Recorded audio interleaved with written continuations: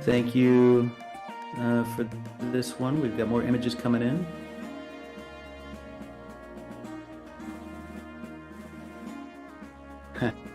So this is why, what was it? My daughter loves Easter egg hunts so much. Absolutely. You can't beat it. Can't beat it.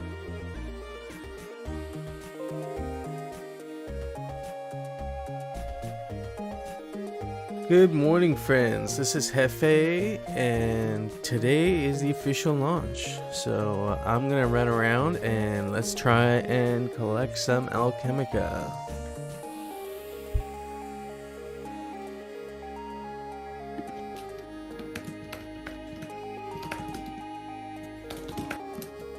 So far, pretty impressed. This place looks looks like huge. we I'm gonna try and find some this is friends. actually a good problem, guys. Our hot wallet where we're sending the Alchemica did run out because we only put a small amount there to make sure that there was nothing going to be happening. And so now that we've cleared that, we're going to continue adding more Alchemica to that hot wallet. So your transactions will be going through very shortly. Yeah, don't worry about failed transactions. They're all going to go through. They always do. We went through a similar thing with the testnet here last week, so everything gets settled in the end.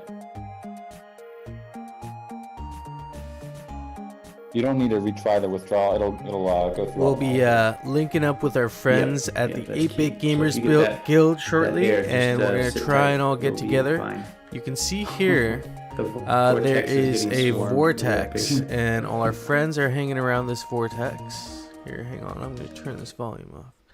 You can see all our friends hanging around this vortex here. This is where you're going to dump your Alchemica. Right, so you're going to walk around and gather as much Alchemica as you can and just dump it here. It's kind of cool. Very easy pick up and play. Backside says, so this is how my life will be for the upcoming month.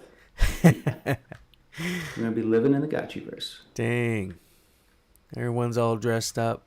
That's kind of cool. Neo's asking, what happens if we get an error after withdrawing? It took Alchemica away, but not in the wallet.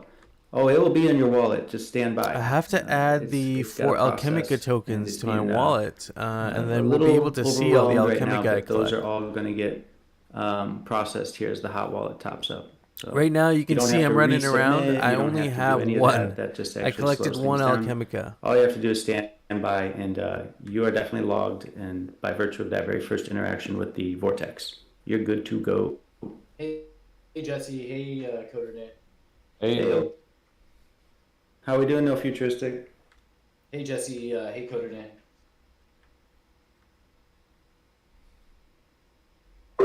Hello. Hey, we just heard deja vu. That was weird. it was the echo of the Gotchiverse. Sorry, I was using the wrong computer to say hello. Oh, okay. Well, we heard you, so yeah, we said hello back. Cool. Now I can hear you.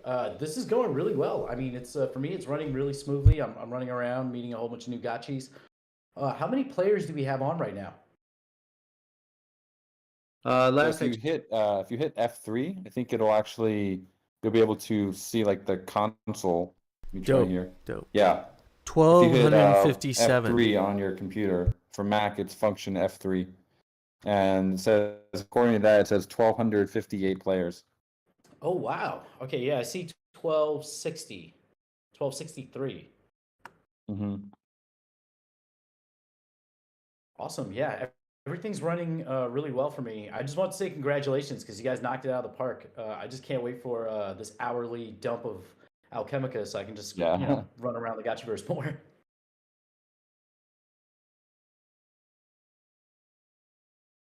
Yeah, once we get a few more people onboarded and work out some of these smaller issues here, big for those that are having them, then be able to crank up the release here. But for now, let's just enjoy the Gotchiverse, explore it.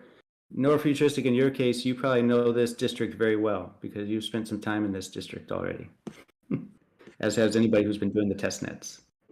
Yeah, I feel like I know this district, but it's still like just watching the mini map of my Gotchi, like kind of going across the Gotchiverse and just realizing it's still like so huge, and it's only one district. So it's like I've been in this district before, but it's like I haven't walked around enough to really know it. So I like walking by and seeing all the different lampposts because I know you guys put some energy into that, and that really it gets me going, seeing that little extra aesthetic being added to the game. Yeah, harbinger of things to come. Lots of user generated content. So I always look at it as like a coloring book that we're all going to fill in together over the coming months and years.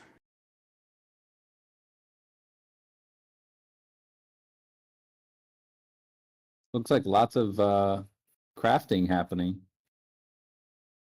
My ceiling just posted a nice little polygon and snippet there.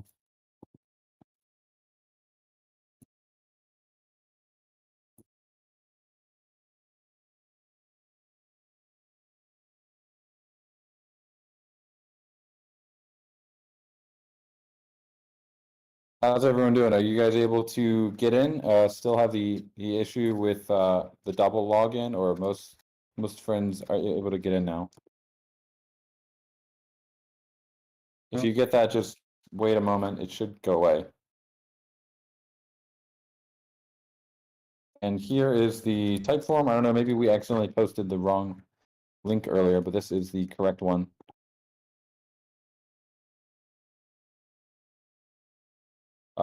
It says 903 responses, so most of you probably did fill in. If you were able to fill it in, it was the correct one.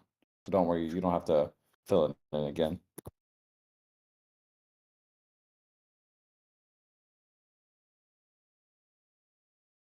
And that.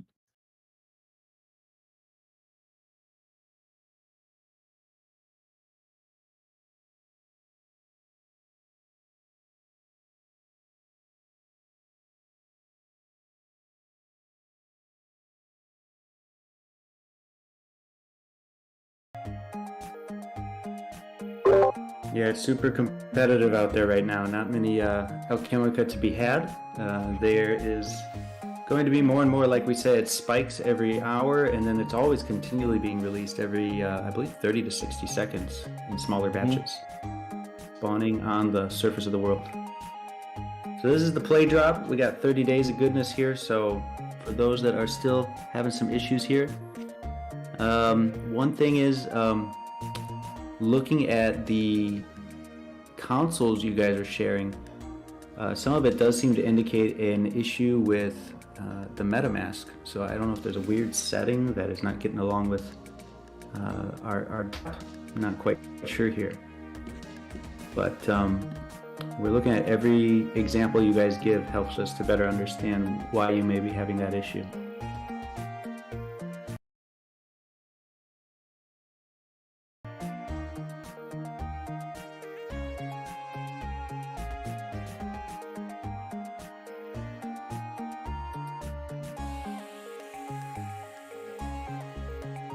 Hey, I just wanted to quickly say, everybody, when you have a moment when you're not in the Gotchiverse running around for Gotchiverse, take a moment and check out abagachi.games on Twitter.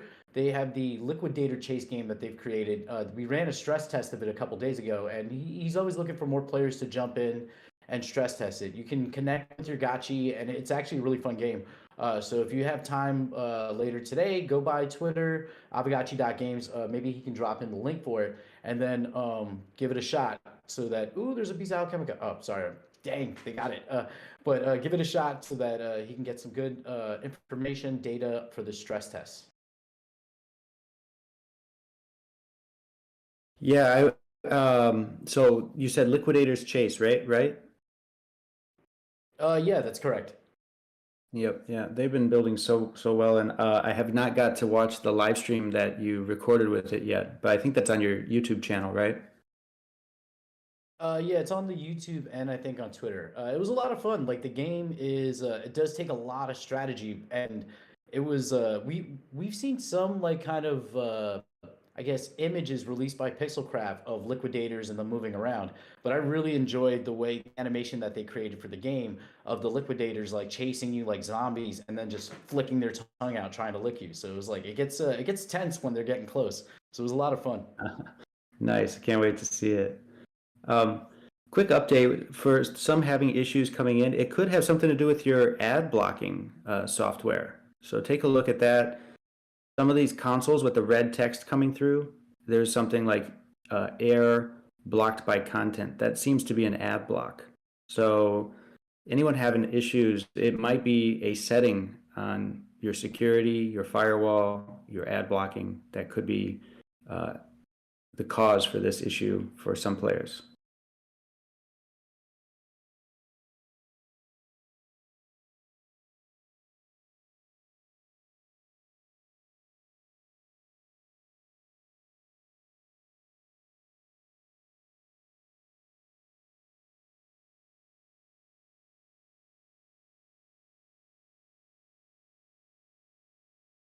I saw someone in the chat here say that the corners are where you want to be looking. Basically, go where fewer friends are, and you'll have better luck.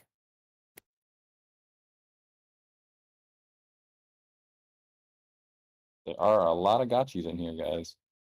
Small map. This is just a very small preview of what the full Citadel will be. The Citadel is going to be much, much bigger than this. And it's going to be a lot of crafting and Alchemica spillovers happening all over the Citadel. It's going to be pretty wild.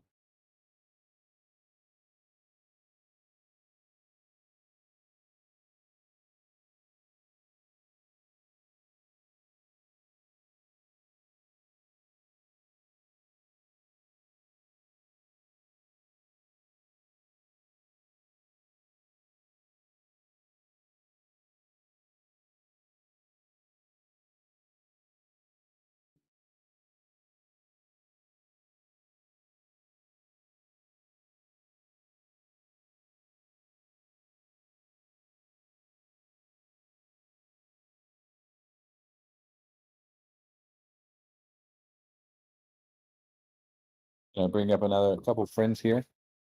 How you guys doing? Morning. This is exciting. A year and a half in the making.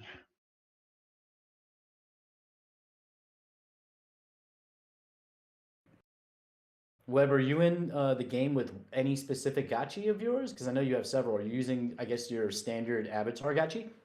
I'm not using that one. I'm just using one of my just one of my vanilla looking guys. I'm incognito. I got It's a burner two gachi. mugs and a raffle. Yeah, it's a burner gotcha. I don't want people like, recognizes me or anything like that.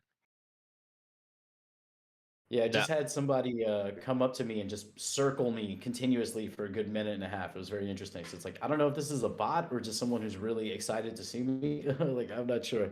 I promise. It's a fan. I'm an economic gamer, so my fancy stuff, somebody else can play that. I just need like the vanilla experience to get my Alchemica right. Yeah. Shout out to 522 Rare High Kinship Gachi. They're standing in front of me and giving me the heart emoji. So saying hi, hello, 522 Rare High Kinship. You must be listed on the bazaar, but you're out here making moves. So, or maybe you were rented. So that'd be pretty awesome.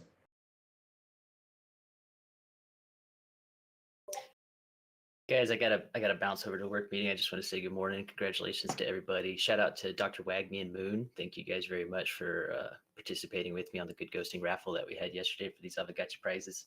But you guys will see me running around in the Gotchiverse indefinitely. I'll be out there with my Callium.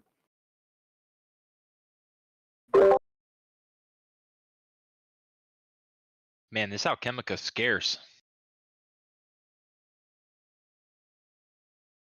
It's gonna be valuable. Yeah, I mean, with 1,200 players and 100 being dropped, 115 say per minute, you have a less than 1 in 10 chance of finding Alchemica. Some just dropped now, but I guess it'll depend on time zones. Imagine when we have 10 times the number of players, like how hard it's going to be to come by some Alchemica. Yeah, man, it's gonna be tough. Well, we're concentrated in a local spot too right now. It's 1,000 against a small quantity. This is a Hungry Hippos situation. Yeah, no, it'll look a lot different when people spread out more. That's for sure. Has anybody successfully sold any Alchemica? I actually have. I sold 0.1 ghost worth. That's interesting. I can't. QuickSwap's not pulling the. I'm trying to let go of a keck just to see what it looks like, and it's just not pulling the pairing yet. Were you able to? Do you have like the right token address, and you're just putting it into the swapping like? Yeah, correct. Yeah, I picked some up I just- actually in the Gotchiverse, and so I saw it update in my QuickSwap list, so I know it's pulling the right quantity. I just can't get it to pull a pair. Oh. Try Ghost. I think that the only thing that's working is Ghost pairs. Like if you try and like swap like USD or something like that, like it wasn't working for me. That's exactly correct. Yeah, so any Alchemica trading right now is traded out for Ghost directly. Yeah, like I wouldn't even try and because like typically the quick swap pool will like do the necessary like swaps and arrangements to get you from token A to token B, but like since it's a new pool, I don't know if it's like working like that yet. Yeah, I don't think it is yet. Hey guys, quick update. Just got back from the boiler room, talking to the dev team. So they do have a lead for anyone who's listening and still kind of locked out of the game. They have a lead on why you might be getting that message saying that you're double logged in. So it's going to take about 10 to 15 minutes for them to hash that out and see if what they think it is what it is. Yeah, Tamuki just shared a screenshot of it. It's probably something to do with a, I don't know, it's like a mix up on the servers talking to each other. They're going to take a little time here to write up a fix and see if what they think it is will resolve that issue for the unlucky ones who got hit with it. So that includes you, White Portuguese, and Floor Sweeper. Stand by, and it should be fine here in a little bit. As far as the backgrounds, that's a little bit more surprising. That might be browser-based. We'll work on that next. But mostly we want to make sure everybody can get in there. We are above 1,400 now live in the game. That's a new record. So we are on our way up and up. And like I say, we have a pretty good idea of what we can do next to get more people in. And again, re-emphasize the amount of Alchemica that have been dispersed so far is so small that if you haven't been in, don't stress too much. You're not missing much yet. We're onboarding everybody step by step these first 2 hours. That was always the plan, to anticipate whatever issues may arise and make sure everybody can get onboarded. So with that said, this message here about waiting for your previous session to close, let me share that one. It'd be great, Backside, if you could share that same screenshot, but with the right-click console. Show your console air, share that text, and that's going to be much more useful for me to pass it on to the devs. Let's see, what else?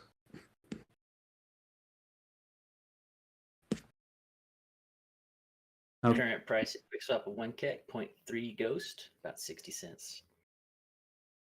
Yeah, one other thing to emphasize, some people should maybe consider playing with their Brave Shield. If you're on Brave, somebody here said they shut down their Brave Shield and suddenly everything worked better. So that could be something to consider as well.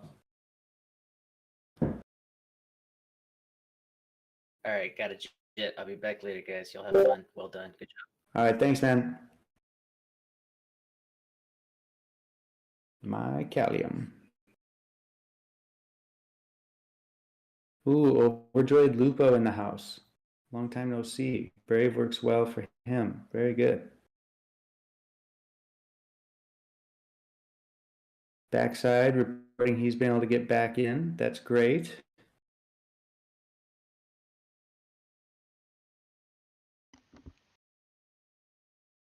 There we go. Perfect example of a console screenshot. Thank you for that.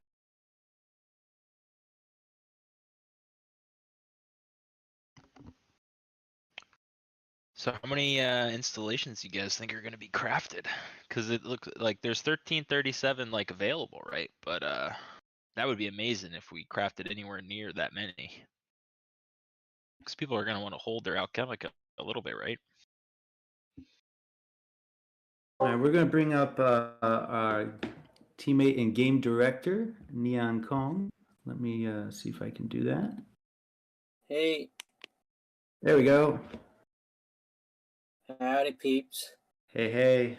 So I found something that worked for got me. that thing with his mic again. The game until now.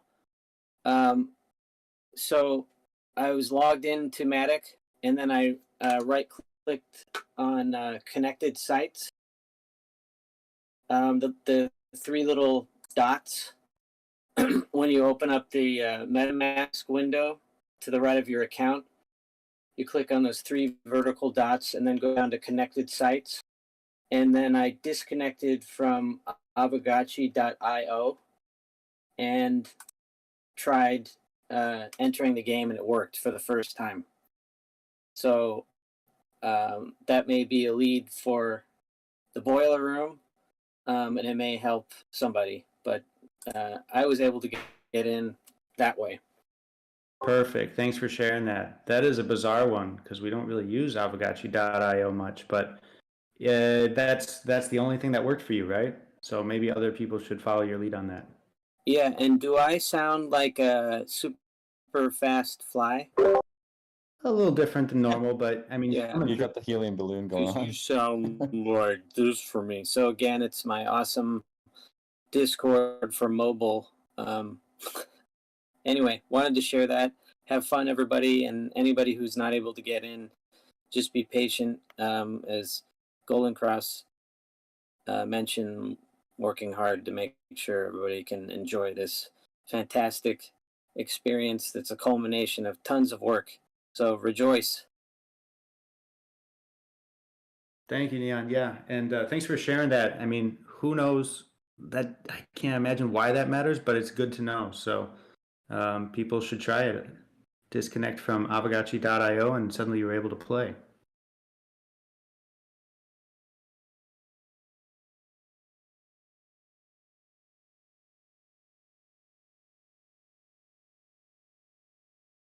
Also, more good news. Mobus is reporting that all failed transactions have been reprocessed, and there's now currently no more errors. So those, if you were at a vortex and you were making withdrawals and you're wondering where your Alchemica went, it's probably in your wallet right about now.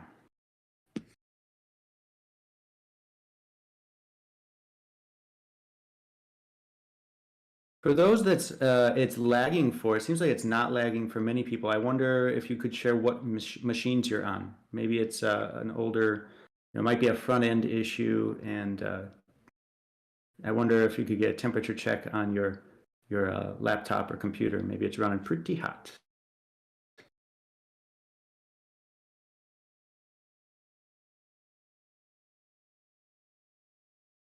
Okay, TLC says withdrawal still not in my wallet. Stand by and make sure you've added the correct tokens to your wallet, so you'll see them come in. Another thing you can do is go to the crafting table, and you'll see your ERC20 balance of the 4 tokens in the crafting table. So if they're in your wallet, you'll see them displayed at the top center of the crafting table. But if it's not there yet, again, no fear there. We've battle tested that process through the test net. We know exactly what's going to happen. Those are going to continue to get processed, and they will get to your wallet in a very short amount of time here, relatively speaking.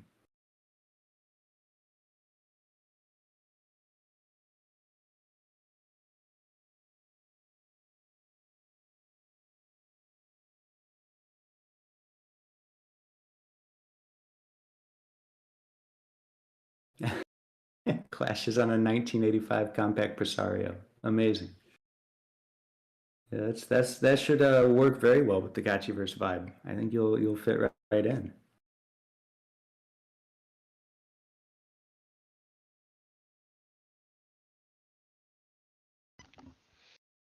I just watched a 25 bag of Keck get stolen right before my eyes. And by stolen, you mean stolen from you, right? You were hoping to pick that up. Yeah, it looked like I was about to pick it up. Damn, I just had the same thing happen with some FUD. I was like running towards it, tried to zoom in, and two other guys got it, or one of them got it, but they got it from me. You got by the zoomers. You got. I mean, that's what's great about this right now because we're all equal in this, since we all have the same basic like build gotchi, regardless of how they're dressed. So it's going to come down to skill where once traits are involved, then we get a little bit more tricky, I got into a brief side shuffle battle with somebody over some alpha. I miscalculated my left turn and he came away as a victor. Gravy, don't you think it's a bad idea to be on the call if you're called out sick for this event? Oh, yeah, I mean, like, that's right. The bosses didn't seem to notice. It's all good.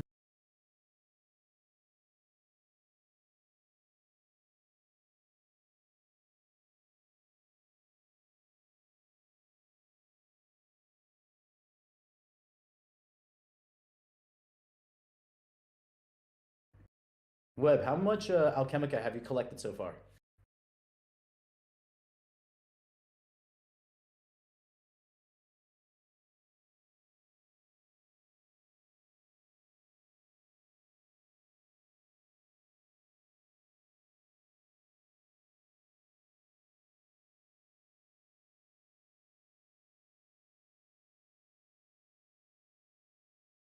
I have been able to pick up like 50. But I've also been like answering questions in Discord and stuff and like replying to social other things. Haven't been like 100% focused, Maybe I could have gotten a little bit more. Yeah, at this point I have what do I have? 40, 21, 5, and 5. But I also have another 10 that I haven't withdrawn. So something like 80 different with 5 kek. So not bad. You said kek was selling for what? 60 cents each? Let's see. 1 kek is like about 60 or 70 cents. That's insane. I was thinking like sub penny. Like for it to be at 60, 70 cents is kind of crazy. But I knew we would have some kind of crazy price action today. Yeah, I mean, there's not a lot. There's not a lot, man. It really isn't. I mean, we consider how many people are like gotchi asset holders, and how many golden ultras there are. It's like it's gonna be a like a desirable token. Like it's gonna have use case. And I mean, this is like just the tip of the iceberg as far as like what it's going to be used for. I mean, there's going to be a whole bunch of other stuff as soon as more functionality comes online. Diddly poo, I saw your screenshot. I had the same thing. I kind of got booted from the realm, but I tried reloading, and then it brought me back to the same screenshot. Now it's loading, so hopefully I get back in. How many players are on now? Yeah, I keep seeing more and more. I feel like the number's going up.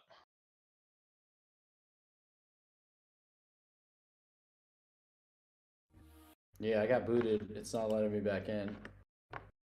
Let me try with a different gotchi. Looks like the patch for that is on the way, guys. If you get booted while you're playing and you get that error, the devs are pushing a fix that should be helping with that.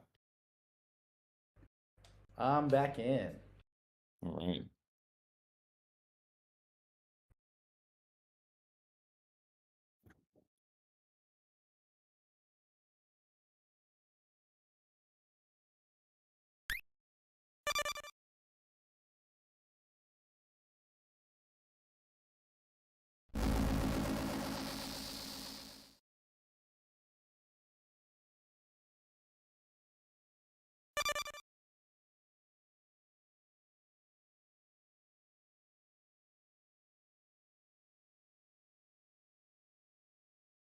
Did we just have a big drop?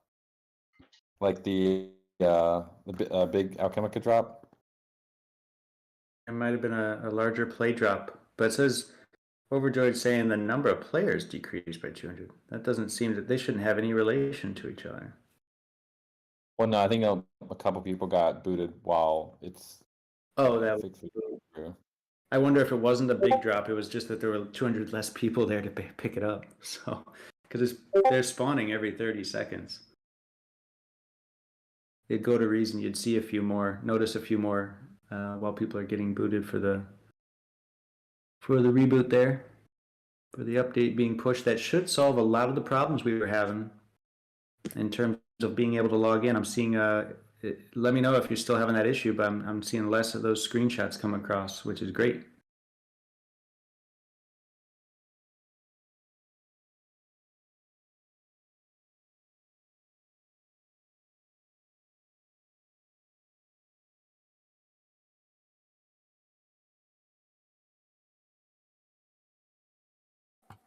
I'd like to clarify something that has been brought up a number of times. The Keck pattern for the ground Alchemica is not an intentional swastika. Just for everyone's reference, a few things. One, the swastika is not a bad symbol. It's been around for thousands of years. Unfortunately, a certain group used that for something that's associated with some horrible world events. Two, the ground Alchemica is broken, so it's frozen on that particular pattern. Three, that particular pattern is random. Four, the fix is in the queue for that. So if anybody sees that, don't freak out. It's not an intentional or a secret subliminal message or anything like that. It's literally just a cosmic connection of some haywires. So that'll get fixed. No association, no intentional display of that. What up? What up? How's it? How you doing? Going crazy in the Gotchiverse on calls, like trying to work, trying to do shit. Oh, What's that's up with cool, you, man. dude? Right on, man. I was just gonna say we are live right now. We're on Twitter and we are on YouTube right now. We're live streaming, so just letting you know. But just maybe I don't know. You guys want to share your experience so far? How are things? I just got booted from the Gotchiverse. I collected some Alchemica. I was running around with a buddy, and I just got kicked out. So I'm trying to get back in. But how are things with you guys? Right now, I've only picked up 13 Alchemica. Dang, dude, 13 Alchemica. What kind of Alchemica did you get? Dude, I have 12 like FUD, and I got one FOMO. 12 like, FUD I and one missed out on FOMO. 2 Keks. Yeah. Dang, dude, that's crazy. You know what one kek is going for right now? One kek is like 70 cents right now. 60 cents. 60, 70 cents, yeah. That's what I heard. It's crazy, dude. Yeah, man, this is gonna be nuts. Like, it's obvious that like this is really gonna be like people who have all day to do this all freaking day. You know, so there's a lot of work to do right now in getting more scholars whitelisted, and they're pouring in. So I'm gonna have to jump off in like a few minutes, and just kind of start taking care of all these things because my day is gonna be completely murked. From this and everything else I got going on today. Like just, you know, because there's other guildies that want to lend their assets, and so I gotta put some things together for some of the other guildies now, and it's gonna be a shit show today, dude, and probably tomorrow also. You know, until we get a little bit more organized. But I'm gonna be like working in the different channels and so forth today. And trying to put together some more information for both the players and then asset owners that want to lend out assets and so forth. And then it's going to be about also incentivizing them to do well, so we can start quickly filtering out shitty players from good players. So it's just mayhem. You know, have you guys been looking at any of the other guilds or in anywhere else, and anybody liking what they're seeing so far with some of the other programs? Yeah, I mean, I think it's pretty cool. Like, have you seen a lot more interest from scholars just over the last 24 hours, like coming up to launch? Dude, a lot more. So it's just you know, it's a little overwhelming to be honest right now. I just wanted to go in and play a little bit, but like I kind of got to jump off pretty soon and help Master Yin, who's like going nuts right now, just trying to manually whitelist everybody. Once we run out of these 260, 270 gotchis, then I want to start allocating other assets to available players. Like, so I started a list. I'm going to drop it soon, so you guys can just start like listing your assets if you want to have any available for rent. And then we can start assigning them, and figuring that all out, and then and then after that it's going to be a lot of education for the players and so forth. And this is just going to be, I mean, dude, the Alchemica is so scarce right now. It's super competitive. I don't know if you guys are finding that also, but like I've only picked up 13 Alchemica so far, and like people are telling me, damn, that's pretty good. So I'm like, I felt like that was horrible. Yeah, I got like 6 FUD so far, and then there was like a 5 cube of Keck that I missed out on. But yeah, it's super competitive right now. But this just comes to show like how appealing it is to go and like harvest your own yields, right? Like if there's gonna be like 100 dropping every 30 seconds, like you said, if you're playing all day, you'll probably rack up a decent amount. And I think every hour they're gonna do like a big dump too, right? So I can't wait for that. That's gonna be pretty good. We'll see what that looks like, right? What's up, guys? Hey. What's up? Is this White Ranger? Nah, this is that boy. Oh, what's up, that boy? Yeah, I think it's at the top of the hour at 11 o'clock. I think it's like about 1200 Alchemica versus the normal like 100. So it's like 10 times what it usually is, the big drop. Yeah, that'll be pretty cool. I mean, imagine you're playing for a couple hours, you get a couple of those big drops. I think that's gonna be pretty decent. I don't know if you guys got in right when it opened, but right when it opened, it was insane. There's Alchemica everywhere. I didn't know what to do. Yeah, I got in right at launch. It was a lot. I almost filled my bag. Yeah, it's crazy. They're saying Keck is going for 60 cents. And someone already crafted a golden altar, so. I heard the person that crafted the golden altar though, like just bought the Alchemica. Yeah, for sure. It's the only way. I like it. They could Go ahead. They could just like flood the market with Alchemica, but I like how they're kind of dripping it out a little bit. I think eventually the flow will be pretty good, right? Like once you're group channeling, once you're doing it all, you'll have a pretty consistent flow. But I like this drip. It's it's getting people like working for it, Yeah, it's a good distribution method, honestly. Like probably better than anything that's possible in most airdrops and other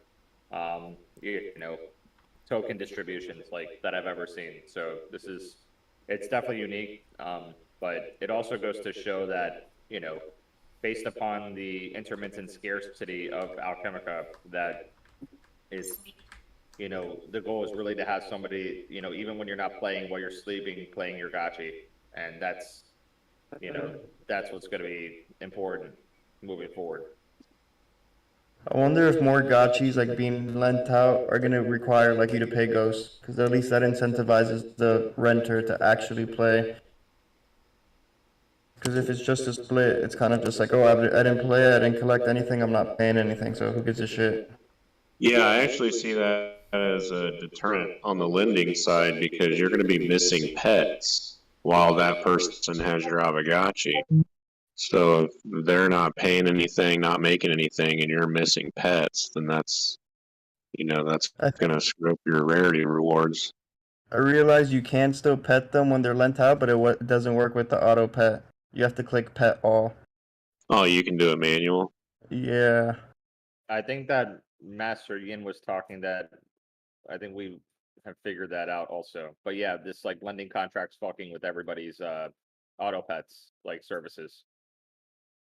Yeah, I mean. Oh, so we got the auto pet for lending fix? I believe so. I gotta talk to Master Yin about that today. We'll also do an update on that also later today. We might miss one day of pets while we correct it, but we figured out the issue. Awesome. Nice. Yeah. So I think like essentially what he told me is like, look, we're probably gonna miss like 1 day of petting max, but you know, that's pretty much what he was telling me earlier. But yeah, guys, I mean, That's God. that's really impressive, that you guys were able to figure that out, because I know even like Gotchi Lending or Gotchi Land, or I can't remember what it's called, but Caesar's petting service, they're struggling with that right now. Like they're trying to figure that out, and the fact that you guys all the auto petting services are fucked right now. Yeah, so if we're gonna be the only guild with an auto petter that works with lending, like that's gonna people really want that, right? So as a service. Absolutely, guys. Look, I have dude, I'm flooding and shit right now. I gotta get back to building and shit. So I'm gonna jump off, but I'll be in touch. We're gonna be talking a lot. I'll be doing a lot of work tonight too, on top of it. So, guys, just hit me up in a DM. If I don't respond right away, I'll get to you shortly. It's just gonna be a shit show today, tomorrow, etc. So bear with us. Yeah, I appreciate your time, even spending a couple minutes. I appreciate that, and we'll definitely link up again. I'll be hanging out here with these guys. If you guys want to keep hanging around, we can maybe do like a group photo op or something. So I'll just kind of hang out in the Discord here. But yeah, we'll catch you later, Master Yang. Guys, good luck today, and we'll be in touch. We'll be updating you little by little in the guild. All right. Good luck, friend. Later. So, fellas, what's your experience been like? We are live right now. We're on Twitter and we're on YouTube, just letting you know. But if you want to share your experience, kind of what you think of the Gotchiverse so far, like what are your expectations? Did it meet your expectations? Are you still waiting to see what you think? No, I'm super excited. I can't believe there's this many people online at once. Kind of crazy. I want to see what they do in like a PvP aspect with this, because it's just gonna change everything. Dude, I know, it's crazy, right? Like, I think it's gonna be pretty crazy to see this many gotchis together, roaming around across the Gotchiverse, because this is like one district, right? So imagine like 49 districts.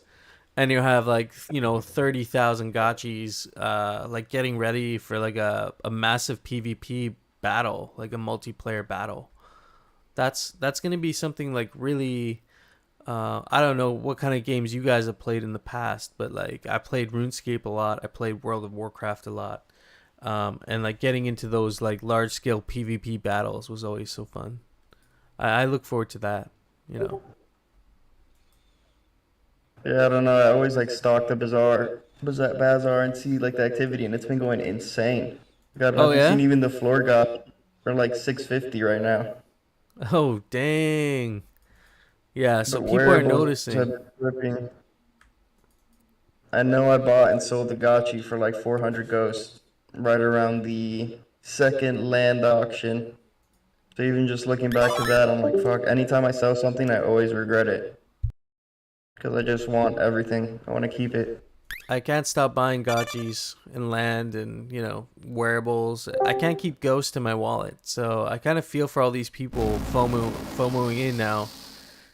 Back then it was like, I remember buying like wizard staffs for like 10 ghost. It's like so different now. It's crazy.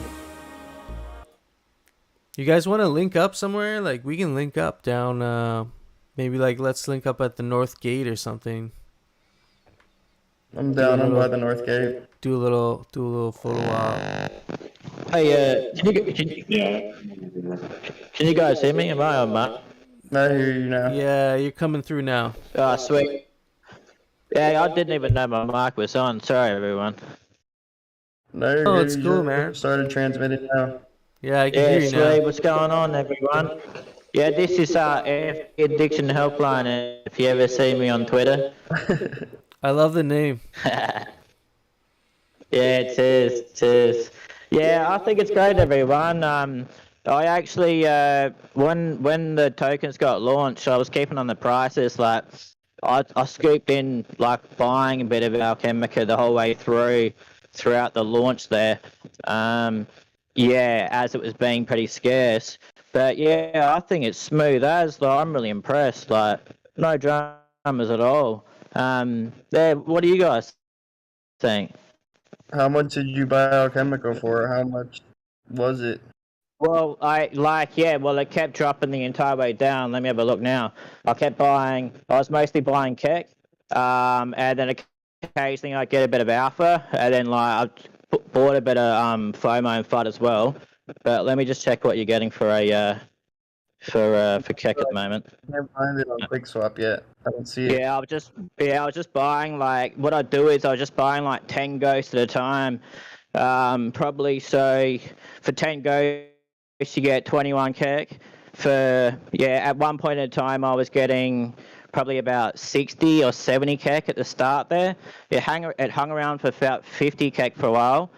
For 10. So what's that? So one ghost to 5 Keck.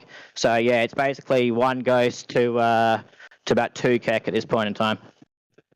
Damn. So you came out like a bandit. Yeah, well, if I knew it like heaps of transactions were failing the entire time. So as the launch kicked off and as Jesse was talking, so I just kept I was just doing buys of like basically Keck and then a bit of Alpha. And then I chucked in a bit of FOMO and FUD while I was at it. But, probably only if I knew how hectic it would have been, I probably would have taken up more ghosts. But it's probably about 400 ghosts in total that I ended up swapping. So yeah, but I'm watching it go down the entire time as I was. I just was like, fine. So how much Keck do you have right now?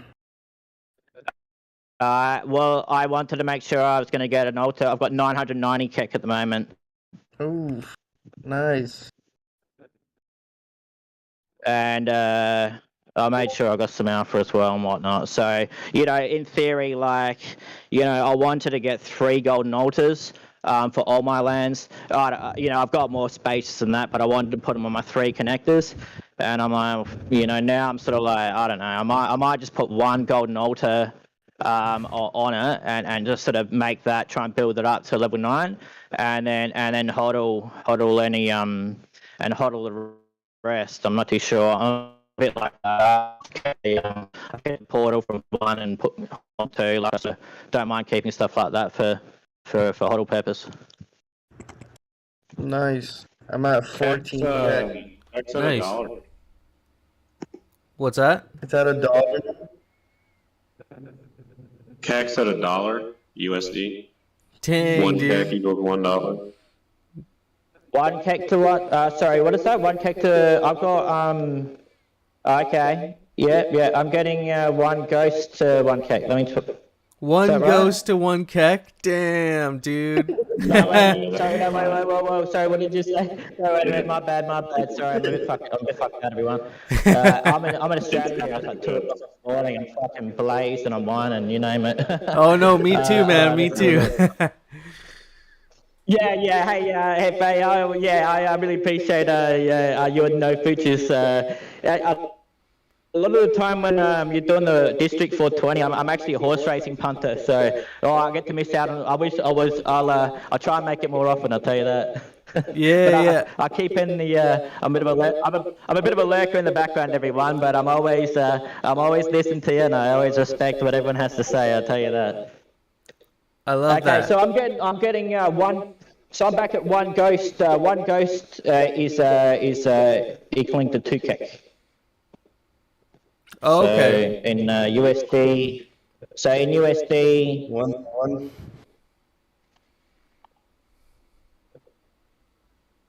Oh, for some reason it's not even fucking bringing that up. But yeah, sorry. So whatever the math is on that, I'm just I'm a little bit excited. I'm a little bit out of it. So.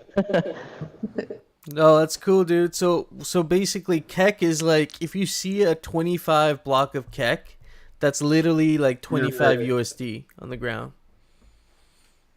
That's nuts. That's crazy, dude. I like the fact, and it wouldn't be that way if it wasn't so scarce, right? So it's gonna generate a lot of hype around this project. Exactly.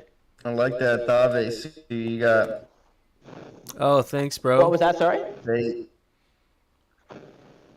This is me right next to you. Nice. I see some friends here. I see some friends here up at the gate. Hey, whereabouts you guys?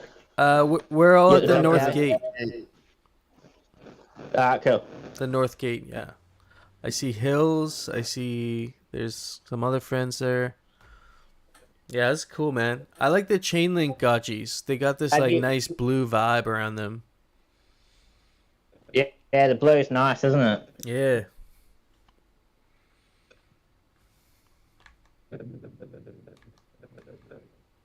What's have you guys got like any like a 5ers or a 25er? I got a 5 I got a 5 FOMO.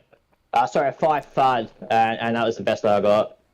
Yeah, I just picked up one keck not long ago. Nice. I got a 5 keck when the game first launched. Oh, yeah, nice. Did you say you were straight in, like directly as it dropped? Yeah, I think it said there was 26 people online when I got in. Okay, yeah, right. Yeah, I had a couple of issues. It was like freezing for a little bit, but yeah, no, it was all good after that.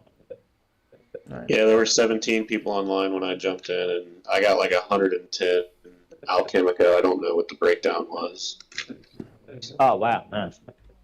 Yeah, Hey, have you being early hosts. Hey, have you got your brothers playing or your siblings playing? What's that? Have you got your siblings playing at the moment? No, not yet. They're actually in school. They go to university, so. Okay. I gotta get my utilization rate up. I gotta lend them out to someone who's gonna play for 12 hours straight. No. Have you guys No one's been... sorry, go ahead. That's my gotchi. I lent it out and it's just been sitting there. And I missed the pet and everything, so I'm like, fuck. Damn. I've got some gotchis in the vault at the moment, and I locked some as well. And then I just passed on like a few details of some to Master Yang. But yeah, I've got the gotchis. I don't know what to do with them, but I'm not stressing. not at the moment. I stacked up on gotchis like for the past few months. I was like, what the fuck's going on? Like, it was gonna need gotchis from the game launches, and I just kept buying gotchis after gotchi. And luckily, it's been fantastic as the floors risen up the past couple months. And now Ghosts about to rise too. It's fantastic. Right, nice. That's cool. So you have some gotchis in the gotchi vault. Are your gotchis being rented out right now by someone? Yeah. Oh, I'm not too sure. So yeah, I haven't even bothered to sort of check back in the vault or to see how if they're rented right now. I might have a quick squiz. So yeah, I actually have all my gotchis in the vault. But I paused some of them. One of the check ones, the purple diamonds, the big ones. There's 25 kek in there, and each kek is worth $1. So basically, like $25 for number one. Yeah, that's it. Floor gotcha right now is $644 for a $491 BRS. Yeah, exactly. Nuts. I always was looking for gotchis like above 500 BRS as well. So they're either I've got nothing special, but they're all either 500, 510, or 520. And yeah, all the floors just went nuts. I wonder what the floor is for a 520 right now. Yeah, we'll check out on every gotchi sets. I was just thinking about your move, NFT addiction. I was just thinking about your move with buying Alchemica at the start. I think that was a really good move because if they're going to be dropping it kind of every 30 to 60 seconds, you might want to do that just in case so you can, craft your altars at the end if you're a little bit short, right? I think that's the idea. Yeah, exactly. Well, I sort of had a feeling that I probably wasn't going to have enough for the amount of altars. And look, I've not obviously this is Evergotch, which is a completely different project to any other launches of projects I've experienced. But generally with stuff like that, I am sort of one to just sort of ape in quickly and just sort of the price is irrelevant to me. I'll just sort of average in. And yeah, like knowing what I know now, yeah, and obviously the liquidity was thin, but I would have gone in heavier. But obviously people already clued onto it. I mean, what was it? It was after, as soon as it launched. I reckon it was 30. What was it? Fucking 1 minute into it, Jesse said someone was already minting the altar. So I think because I was actually already buying it, because I don't know what happened with it, but I was buying it before it was 10, 20 minutes before the Gotchiverse had launched. You could trade it. So. That's as soon as it started trading, I was like, oh, fuck it, I'm just gonna go a bit. Yeah, I swapped over. I took out 20 ghosts and I did 10 ghosts, 2 in each pair, or 8 ghosts. And then I added it to the liquidity pool.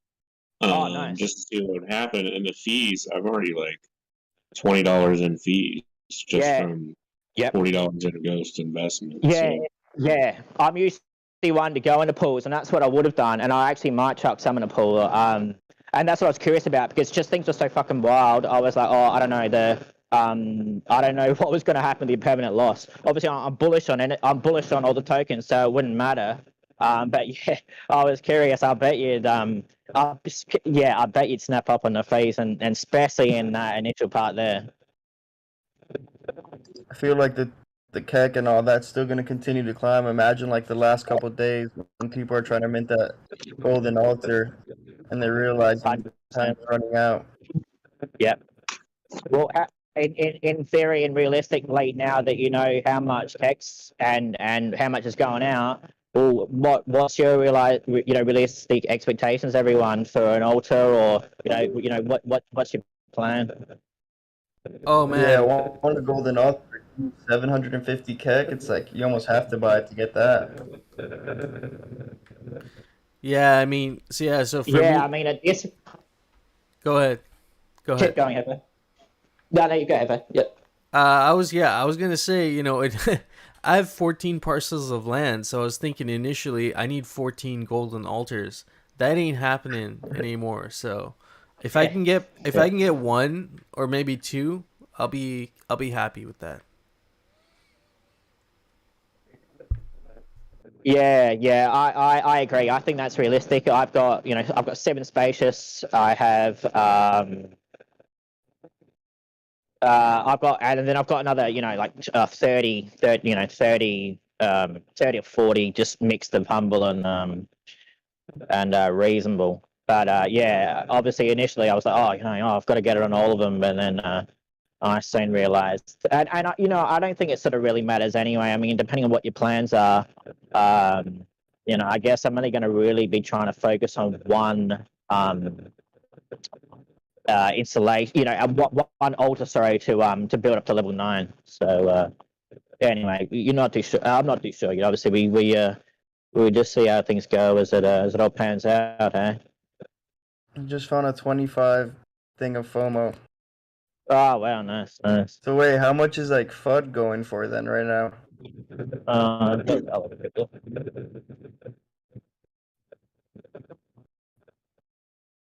I can't see it on quick swaps, so I don't know. Yeah, I had. Yeah, sometimes the tokens would take, like, they just weren't coming up. Like, I just have to keep trying over and over and over again.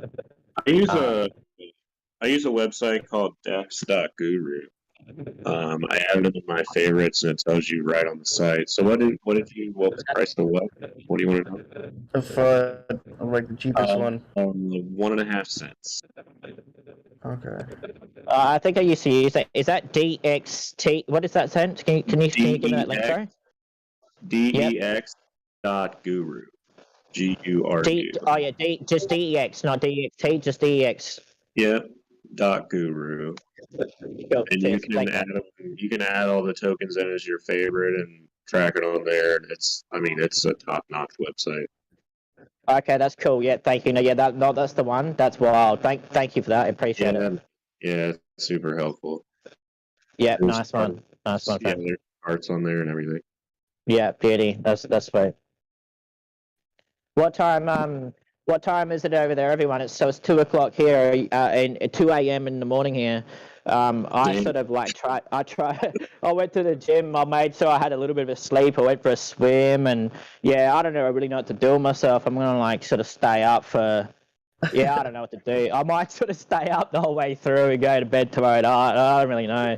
What are you guys all doing? Like, are you just gonna fucking grind it out for a bit, or just wanted to see how it is? It's 11 a.m. over here, so I gotta work at 4.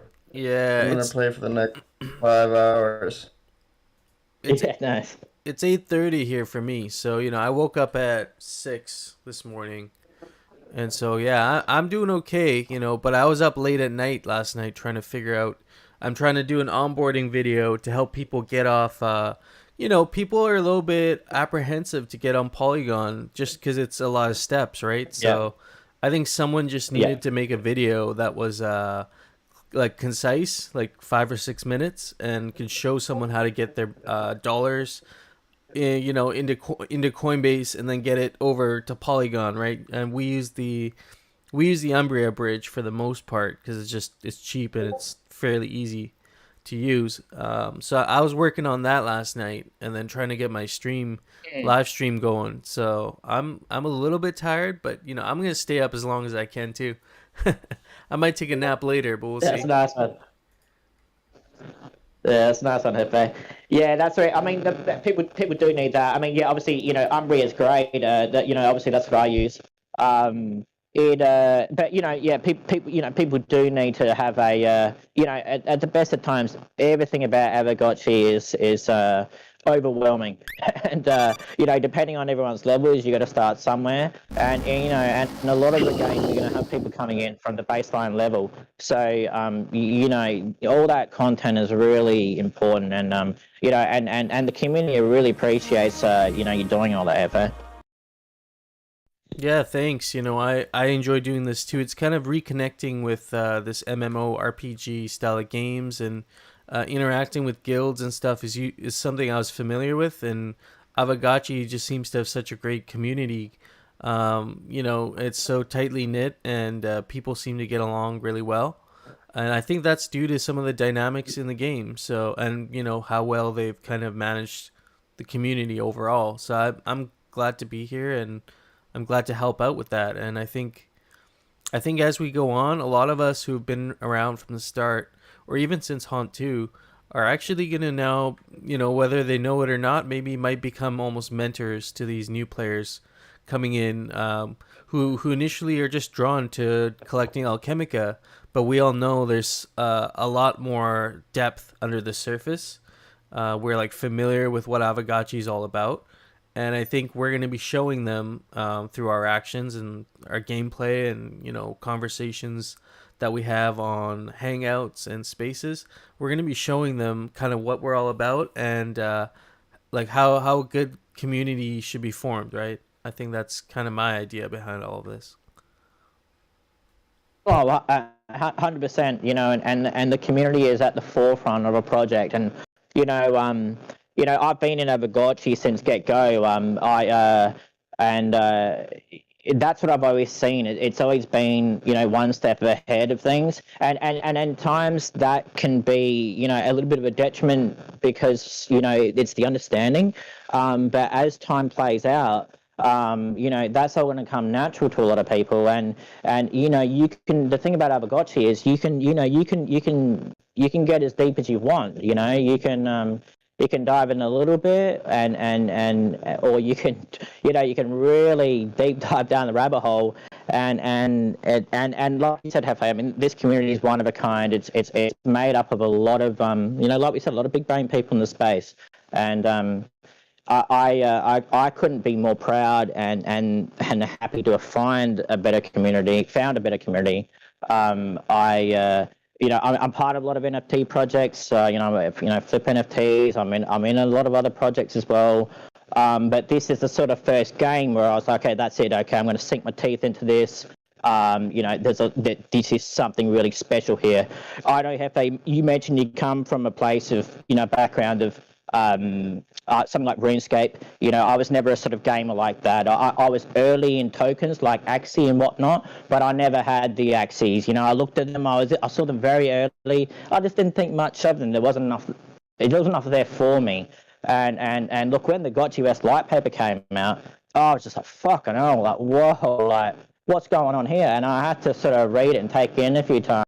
And then, I was like, oh, that's it, like Abergotchi, straight out. That's cool, and it's so it's so cool that you say that, because just the other day I was talking with No Future about how the initial people who were attracted to Abergotchi were actually not very attracted to many other projects that were kind of going on at the time.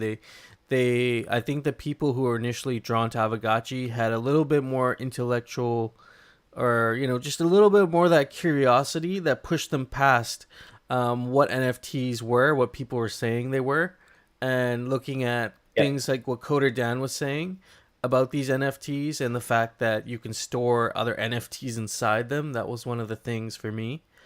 It really drew me in a different way than some of these other projects, which they're also building their own communities. But I'm also saying, on the game side of things, there was a lot going on there. A lot of the things within Abergotchi were already somewhat gamified before this game even came out, right? We had rarity farming, which we still have. We had the petting, manual petting is almost like a game in itself. So yeah, it's I was drawn into that. So I totally hear you when you say, that was the thing when you saw it. Yeah, and 100%. It's yeah. Sorry. Go ahead, mate. You go ahead. Oh no, it's just my mic does this. Hold here. Hang on. Oh, okay. Yeah. Yeah, no, 100%. And it is, it's those levels, I mean, I've talked to a couple of people at Abergotchi, about Abergotchi in the past, and I'm like, okay, yeah, you do that. Oh, that's cool. And I'm like, and even myself, when I first got into Abergotchi, I was like, oh, yeah, there's going to be this game one time. And I was like, oh, that's cool. But, the first thing I was like, sweet, here's this project where I can have this, bank account. Everything about it was great. I was already, big advocates of using protocols like Aave and whatnot. It was so natural to me. So that in itself, and I thought, oh, cool, yeah, there's going to be a game one time. Oh, great, all right, whatever. And then fucking hell, the game footage and everything came out, and I was like, wow. And then, all the stuff with the traits, and then let alone the stuff with the guilds. I mean, and the channeling, just everything just gets more and more complex and as deep as you want to go, and that's what's great about it, because we can get along a lot of people onboarded and say, hey, come along, log in, come and rent an Abergotchi. It's not going to cost you anything, and go pick up some Alchemica. And that's that's the beauty of the term that we coined of being the play drop. And this is, I keep trying to tell everyone, this is groundbreaking shit. We're changing the Play-Doh headspace, and a lot of people, maybe it's just too much at this point in time. But I tell you what, it's not going to be long before I just feel like, and this is the calm before the storm. It's been great because we've built this tight, like what we've all mentioned, this tight niche community, and now we're sort of all gonna. We're going to all branch off and do our own things in our own ways. And we might be part of one guild or solo or many guilds, and we're all going to sort of find our way and get to and just get to do all the cool shit at the same time. So it's just amazing. And I've been in multiple projects, and it's great because I've flipped, I was just be managing fucking 150 altcoins and shit. Now I don't have to worry about it. I've got a few select PFP projects or like other NFT projects they'll still stay in, but it's great now. Sort of I don't have to worry about that shit because a lot of my time and investment now into Abergotchi, and I couldn't feel like it's a better place because there's just so much going for it. And I know I'm rambling on a bit, everyone, so I'll sort of cool it off on the chat. No, I'm listening. I think this is just a really good conversation to have. So yeah, don't let me stop you. Heck is at $1.40. $1.40. Wow. Yeah, there we go. There we go. How much cake is that? What's the total cake supply in total? Is it how many billion is it? One? Was it 10? I can't remember for some reason. I think I wish I had it up in front of me. Yeah, I think Keck is 10 billion if I'm not mistaken. Total. 10. Yeah. Interesting. There we go. Yeah, right now the pool's at $18,000 in liquidity, and we've had $14,000 in trade volume. Is that it? Is that still in the pool? 14,000. 14,000 trading volume, 18,000 in total liquidity. 18,000. 18,000 USD. So I'd have to do some math. In trading volume, did you say? 14,000 in trading volume. 18,000 in liquidity. Okay. So, well, interesting. So there's 13,000 Keck in the pool right now, give or take. Yeah. I like your point you were making earlier about how there's a lot of guilds right now joining in the Gotchiverse. They were actually talking Orden.gg or Fireball.gg, Yannick. He was actually talking about how he's building tools right now around the Gotchiverse to be able to form for people to be able to form their tiny, like, smaller guilds as well, you know, like maybe 5 people, 10 people, just like a small tight-knit group of player. And I think we're gonna see a lot of these like little mini sub guilds showing up. You know, like we might have these. We're in the Raider chat right now. You know, maybe one day we can have like a Raider sub guild under YGG once it gets big enough, right? I mean, 8-bit once it gets big enough. Yeah, exactly. Because they're going to be needed, because people will only have certain amount of tools.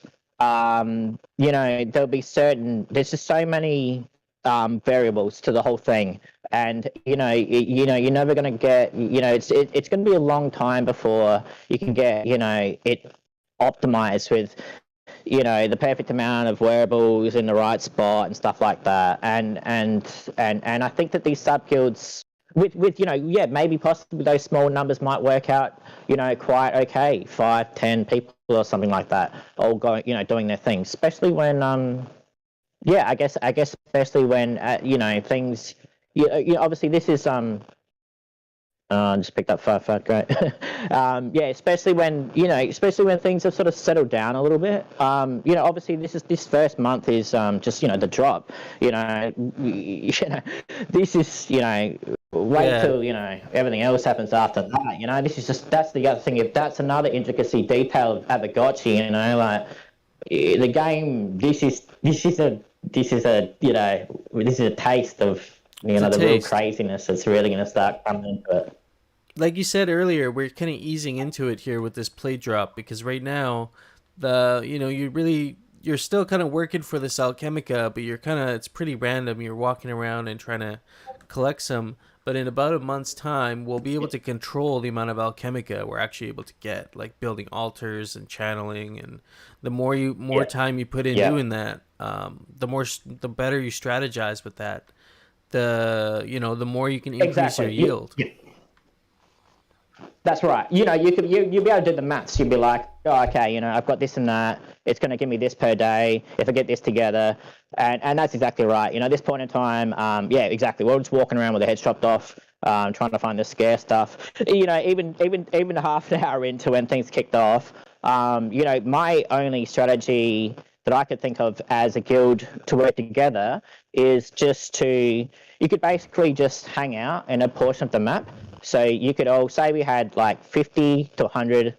Let's round up to 100 for equal numbers, and you could just take up a corner of the map. You could just take up just a portion of the map, and in that way and then you just sort of share it between each other there. And I wouldn't be surprised if we sort of see some things like that happening, where you're going to go to an area and there's going to be a whole lot of gotchis nearby, and you're like, well, fuck it, I'm not going to hang out there because they're already onto it there. And I wouldn't be surprised if that's sort of the first play that guilds will sort of start doing. They'll be like, all right, we're all going to meet in the top left, just hang around the vicinity, keep X amount of centimeters or however the fuck you want to work it out, you know what I mean? Yeah, exactly. And here's Does the that other. make sense? Yeah, exactly. And I think here's the other thing I'm kind of thinking about right now. Right now, it's very much like that sort of strategy. But once we start our harvesting on our land, if Alchemica is this valuable, I think it's going to be really important to build those walls. Like I think we maybe are understating that a little bit.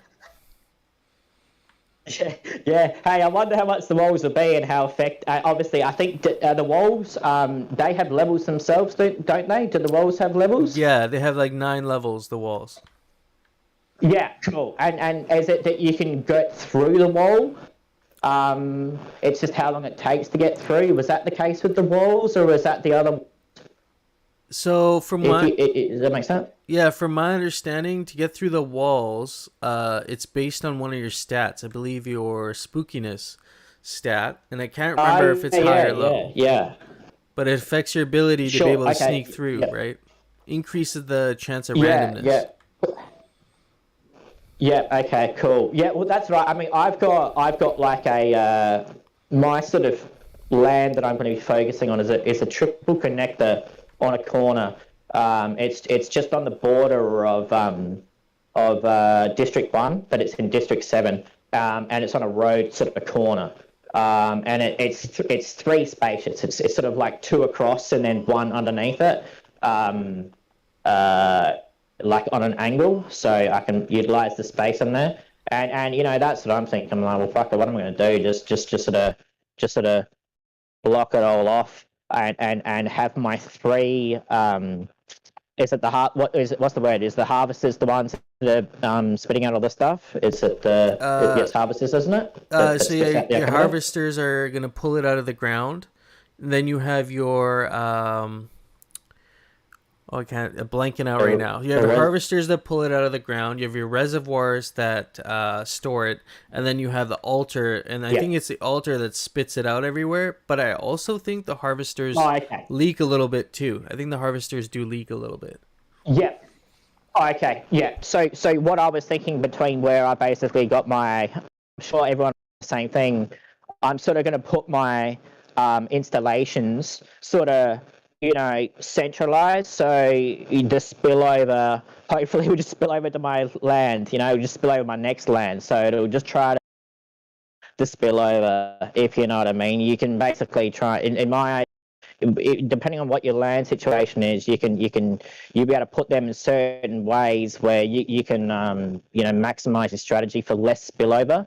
And then obviously, you're just going to have to build your walls across. But I think there's going to be some really funky stuff that happens with, hopefully you'll be able to, you might be able to chat to your neighbors and do a deal, or you'll be able to say, I've got a space just next to District 6, and I'm like, well, fuck it, like I won't sell that. Who knows what will happen? I might team up with them in the future. So you never, and we don't know what's going to happen with the way that because obviously I don't really know what to do, because I've got 50 gotchis. I've got all these parcels of land. I don't really know anyone. I'm just like, I'll just scout between these, all the guilds and work out what's best. Now, obviously, my priorities are, 8-bit. I listen to the Gotchi space that had the introduction to 8-bit, and I was all right. This is the guild I want to be. I really appreciate Master Ying and Master Yang and everything they had to say, and Hefe, you're well all over, in part of the guild, and I had this feeling that just the way that the general, just the general grasp of the community seemed of our guild seemed the way to go. I liked the way that we're doing it. We're taking our time. We're not rushing into anything, not promising any expectations or promises that might not be able to be fulfilled.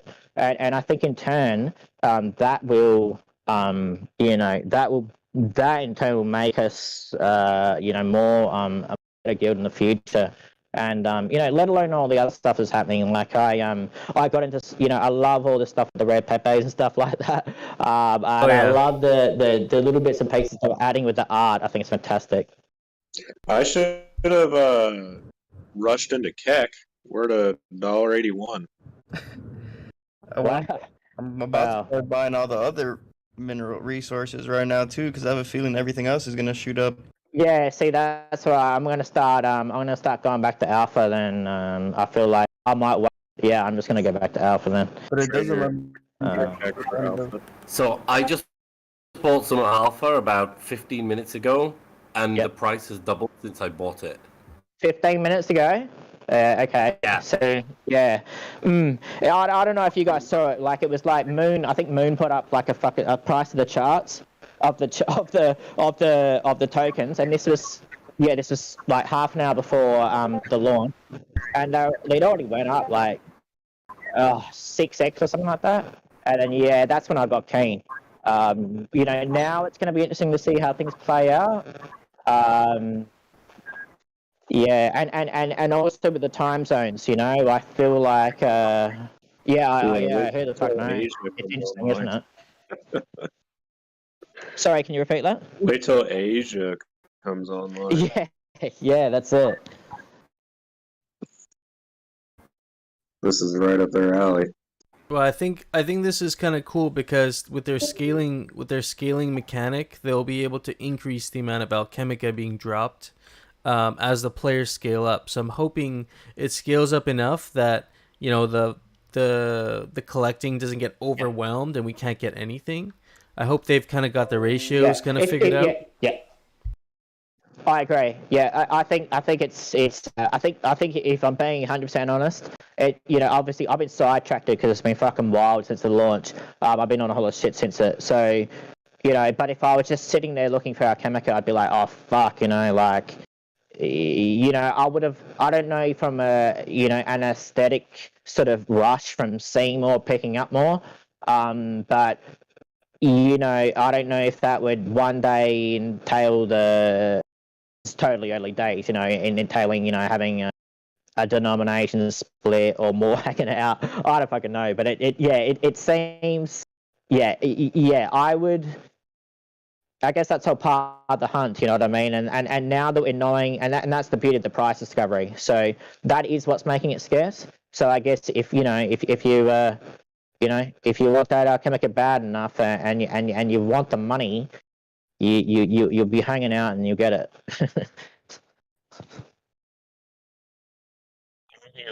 Oh, there we go. That's a big one. Fucking hell. Get that, everyone. You see that? 6,000 kek just went out. You see that? It's fucking everywhere. Wow. Man, I'm getting heaps. Fuck, it's everywhere. That's the biggest drop I've seen, like 6,000 or something. Whoa, more, another 3,500. They must be listening. Yeah, get into it. Wow, this is better. See, this is the sort of aesthetic of the amount of Alchemica I'd want to be picking up, even if the prices were less. You know what I mean? It's just more. It's more satisfying. Dang, I'm dude. big on my. You have to be on to that hourly drop. Did you get all that? Did anyone get any of that? Yeah, I got like 3 kek, and I got 3 kek. I got like 4 FUD. So. Okay. Yeah, I got 2 kek. I got 2 kek. My bad. Alright. Oh wow, another fucking 3,000. Are you guys seeing that? Another 3,000. Yeah, dang, dude. A bit of kek going on. I'm sure it's gonna. Here we go. Yeah, this is it. Hey, I can't even pick up. What's going on there? Oh, I'm having a glitch. I'll tell you in a second. Yeah. Into the wallet. Oh, okay. Yeah, no, I'm having a glitch. It's like I'm going over it, like one of the stress tests. I'm trying to go over an alpha. Just won't pick it up. Oh, I don't know. That's all right. Okay, so I think I picked up a bunch, but it didn't. Oh, it's laggy. It's a little laggy. It's showing up in my wallet now. Oh, I'm getting more. Another 2,400 out. Bam, kek. Yeah, let's go. Let's go. Yeah, this is it. Fuck yeah. Hopefully everyone's hanging out. Wow. Yeah, there it. Let's get it. Let's make some money. This is better. Hey, maybe I should have bought so much. They must be watching the liquidity of it, and as it's drying up, they're releasing more and more. Hey, yeah, you're right. You're 100% right. They must have said, "Fuck, we're gonna get more out there, otherwise it's not gonna be practical. No one's gonna be able to do anything." You're right. They must have said, "Oh, let's drop a whole lot." They're still in the chat. There's still 400 people listening in the main Is there? Yeah. That was. Look, I'm glad I'm here, guys, and I know I've fucking been crapping on a little bit, but I'm glad I popped into this chat. I wanted to sort of stay in there, but I'm glad that we've got to have a bit of a catch up here. I think this is so much fun. Oh, more out. 3,457. Wow. Yeah, this is real nice. This is like worthwhile. Oh shit. Yeah, I was almost gonna say, hey. I was almost gonna say, hey, I'm fucking gonna. I just got a 25 block of kek. Oh! Yeah. Whoa! That's what I'm talking about. That's live too. Yeah, man. My heart was like pounding because there was like maybe another gotchi just on the border, and I'm like, you better not come here. I got this kek. This is my kek. Anyone watching anyone watching this or watching it after? So that's how we do it. It's just picking up the Alchemica, and you can make yourself a few bucks. It's pretty easy, eh? Yeah, that's a good point because we are live right now, so people are watching us make money right now, picking up Alchemica. That's $50 right now. No, I apologize for my language if anyone's offended, by the way. I don't think anybody will be offended. You know, this is what we do, so. I know. We try and keep it reasonably. I know we all like our green here, and if you don't, that's fine. You don't, that's great. Enjoy whatever you need to. But that's the beauty of obviously the Gotchi as well. We can cater to everyone, and I can't wait to.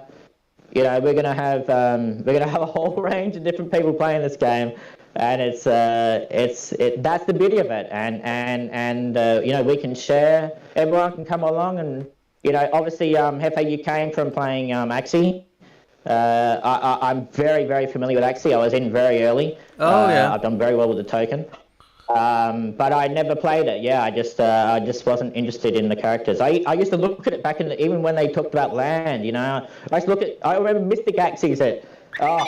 I don't know. They could have been $100, $200, $300. I remember seeing them and thinking, yeah, whatever. No, and so as a fellow Axie player, because I used to play Axie Infinity quite a bit, and then I switched to Avagachi after I really fell down that rabbit hole just like you did. So what are your thoughts on that recent exploit that happened with Axie Infinity? Do you think we're gonna get a lot more players coming here now? Yeah.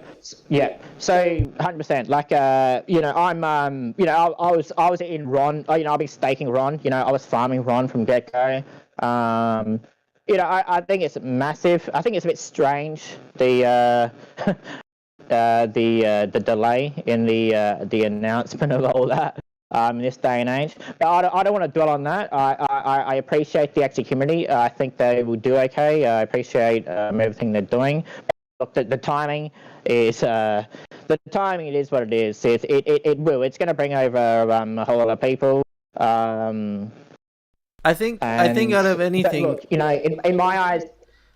I was just gonna say, I think above anything, and like you said, the community's great and all that. The game is actually, I enjoy playing it, but I think the one thing it does highlight is the importance of having our assets on chain and having them also, in a secure format, in a way that maybe something like this, I couldn't see it happening in Avagachi, just only because of the fact that the assets are on chain and even the tokens and everything are all kind of being stored on Polygon, right? So I think hopefully that's right. I think hopefully the crypto community overall starts to value this on-chain aspect a lot more.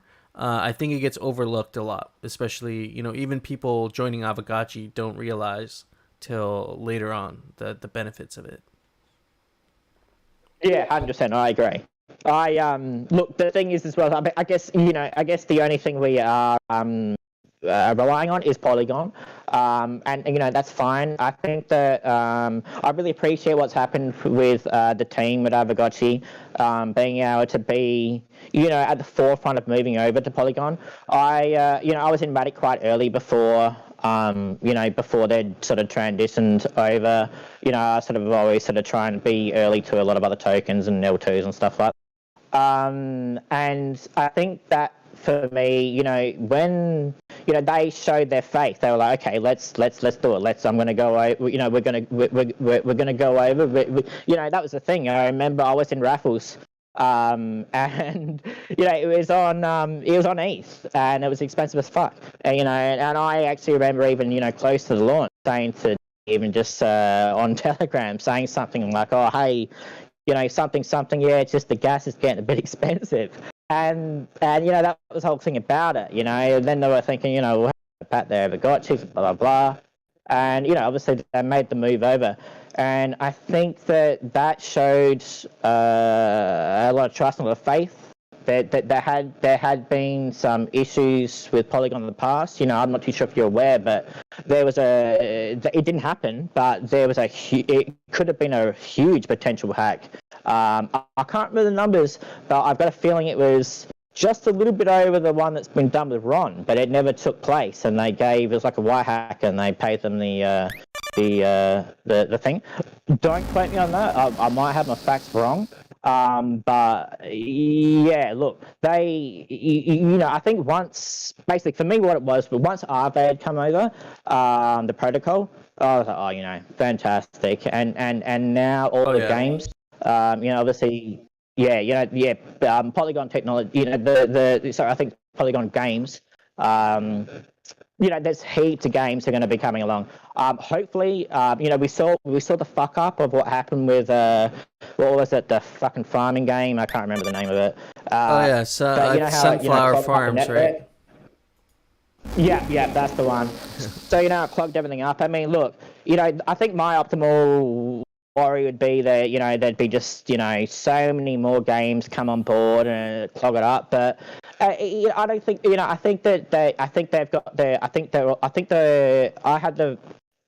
have confidence in the team, and whether Polygon have their own technology and they start using whatever they need to, and like what we've mentioned as well, there might end up being an own fork or its own an Gotchi chain or something like that off Matic, or maybe in the future something else. But yeah, I think for the time being, I think the whole thing is just gonna be another reminder to everyone in the world that Axie Infinity, it's not the one and only game out there. And I think that in the next week or two, when everyone starts running around the Gotchiverse and seeing how easy it is, things are going to really start getting pretty interesting. And it already started because the bazaar just started going nuts. Obviously a week or two into it, obviously people are getting ready for what's coming, but I think I always look at things in ETH, right? So I'm in a lot of other projects, and I denominate them in ETH. So I always did the same thing with Gotchis, and when they were always sitting around $1,000, I always put them at like 0.3 ETH. So I'm like, it's just fucking nuts, once you look at ETH prices, once you look at the ETH prices, it's kind of crazy, isn't it? Because it's like, damn, dude, like I spend more on gas fees for some like wearables, I spend more ETH on transactions and gas fees than I paid for wearables in Ghost. So it's like, really that's it. We look at things in Ghost and we compare it to where it was when we started. So it does seem like we've come up a decent way, right? From when we first started, from the mall prices and whatnot. But now it's like we still have so much room to go. Like the scarcity of wearables is becoming really apparent. Like even, if you look at the common wearable, you have 1,000 of any common wearable, but what is 1,000 pieces of something when you have hundreds of thousands of people? Eventually they'll want to play this game. This is kind of where I see this going.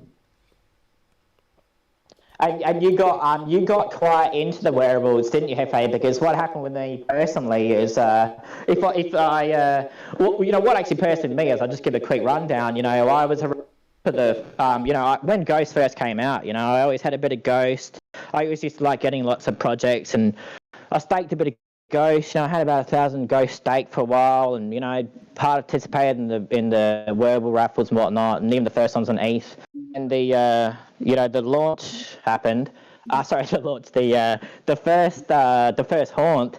And I fucking missed out. I didn't get my. I didn't get any. I forgot the word. I forgot the name of it. I'm so out of it. What's the name? The portals. Portals. Portals. Yeah. So I missed out.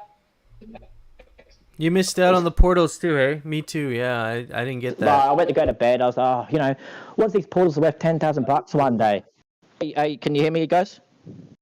Oh yeah, I can hear you. Oh yeah. So I was like, so I bought a. And I was like, I'm probably going to need an Avagotchi. So I got into the Telegram chat, and I remember Goobs, and I was like, what's good? What's a good Avagotchi? What am I looking for? And people were like, well, he was like, we don't really know. Like, we don't really know what we're looking for yet. We don't know what's good.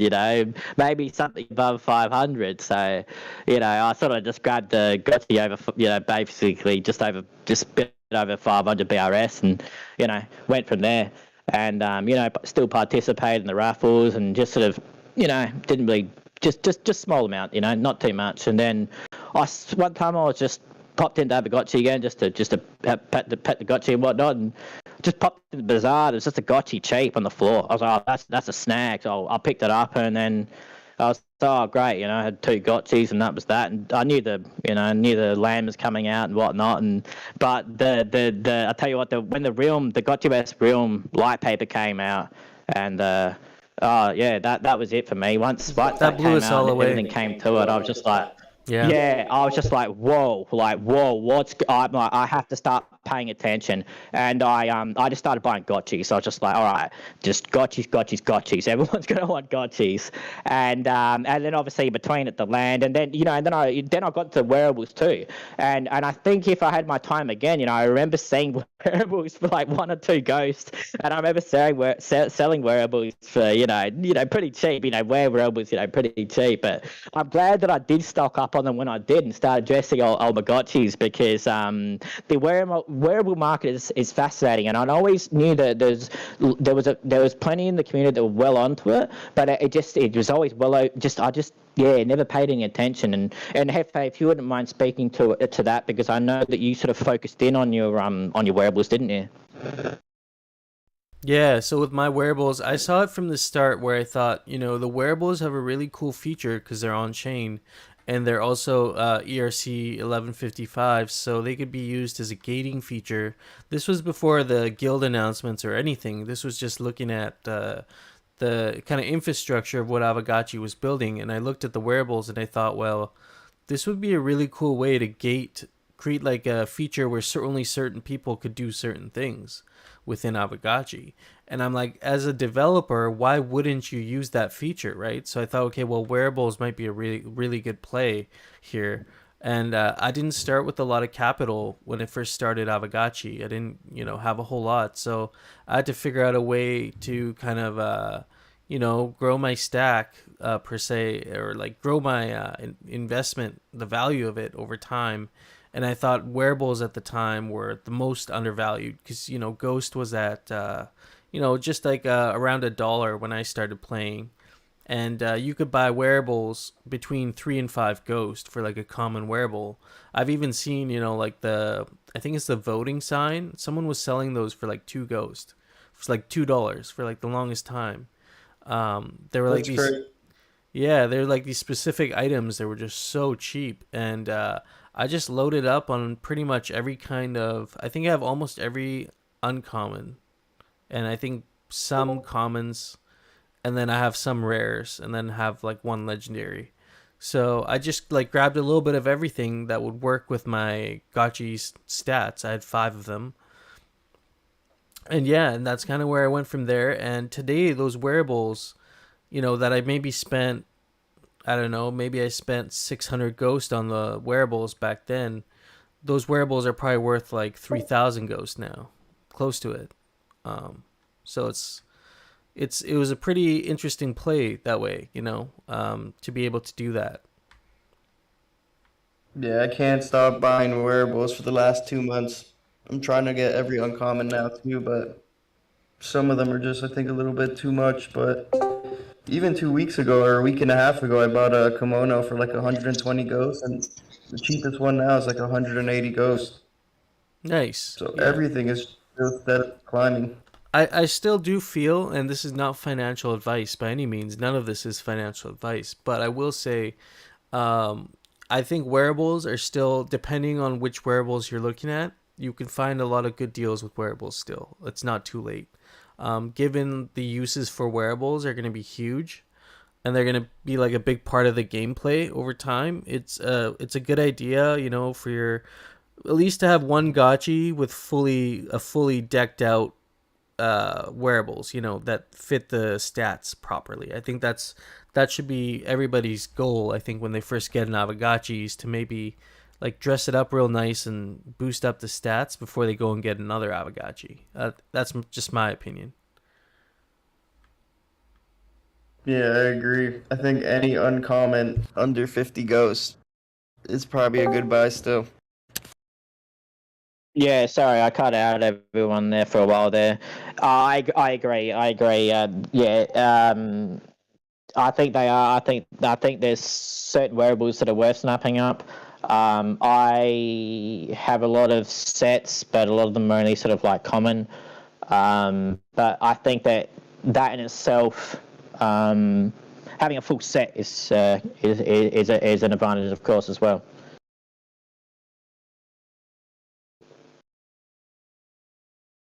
Yeah, like even the wizard eyes, I forget what they're actually called.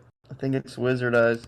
Those things, I was like, they're at 50 ghosts, and I was like, it's kind of expensive. Now they're like 110 ghosts, and I'm like, fuck. Is that the wizard? Like since like a week? It's like over a month or so. It's a month. Yeah. See, that's what I've realized. I mean, if I had my time again, I probably would have just studied the wearable market and probably just did that. I would have done anything else. I think you can make a living just on the wearable market. And I know some people, I can't remember the stories, but some people did some fascinating things with some bids on the GVM, the bid to earn. They bid like certain like what's the legendary or what's the mythicals. They just put in a bid where they know it was going to get outbid, and you just got a big fucking stack of ghosts straight after it when you got outbid. Like, yeah, pretty cool stuff. I wish I was a bit more in tune with it back then. I wish I'd focused on that sort of aspect a little bit more. Yeah, that bid to earn it's really interesting. I had a challenge a while ago. I tried to use 100 ghost during bid to earn to see what I could earn, and I earned. I remember it. Yeah, I think I got like almost 50 ghosts, so it was like almost a 50% return. So it's like, even if you're someone new. That's awesome. Yep. Did you document that, Hefe? I mean, that's the sort of thing you should put up for people. Yeah. Oh yeah. I guess things are a little bit different. Depending on how many the things how we work out with the wearable raffles from now on. I mean, in my eyes, there's going to be still heaps of wearable raffles. We're going to have plenty more gotchis, and of course they're going to have more wearable raffles. Is that the way you guys see it? Yeah, you know what? I got a proper streaming setup now, so I can actually start streaming more live events and do portal openings and stuff. Before, I didn't have any of that. I had to spend I probably spent like $3,000 in like the last 2 months on just like upgrading little things, like getting a new monitor, better keyboard, just like make things more comfortable because I'm spending a lot of time here, and just getting like a proper streaming setup. Yeah, so I can actually like live stream to YouTube, and I can live stream to up to like 32 different channels now if I want. So it's like pretty cool. Awesome. And you guys had is it Gotchi? What's the Gotchi Media? Oh yeah, GMI. Gotchi Media. Yeah, GMI. Yeah, Gotchiverse Media. And that's the beauty about the Gotchi. That's the beauty about the Gotcha. Be able to, sort of, put together proposals and put the content out there and put the proposal to fund it. I think that's great. I think that's absolutely fantastic. And between, No Future did the same thing. I know he went out and bought a whole lot of shit too. And you know what, guys? Between, I think between the two of you. I sort of feel like you're the sort of, the head honchos of, documenting, the Gotchiverse as such at this point in time. And, why wouldn't you go out and invest a little bit of extra into it? Because it's going to, everyone's going to reap the rewards for that. The community, yourself, and anyone else new getting into it. You know what I mean? Does anybody know how many players are in the Gotchiverse right now? Level 1,090. 1,090? Yeah, 1,090. Hey, how are you guys buying Keck and FOMO and stuff? Are you just doing it on MetaMask? What was that, sorry? How are you buying Keck? MetaMask on QuickSwap, and then just put it to aggressive for sure. You want to have the high gas, otherwise it's just not going through. So are you doing it on QuickSwap or To $1, by the way, is a power. 93 cents. 93 cents? Say that again? Yeah, peaked out about $1.82, and now it's down to 93 cents. So, wow. Well, yep, there we go. And remember when they dropped all that Alchemica? That was meant to be a fireworks. That was meant to be a fireworks display for the end of their call. That's not how much. That's not how much is going to up on the hourly. Yeah, it makes sense. No wonder why it was going ape shit, wasn't it? Yeah, look at that. That's half. So that's gone back down to half. That's fascinating. That's So are you? No, it hasn't. You're doing it on QuickSwap, then you said? Yeah, QuickSwap, mate. It hasn't. Sorry, it hasn't gone to half. What was I talking about? The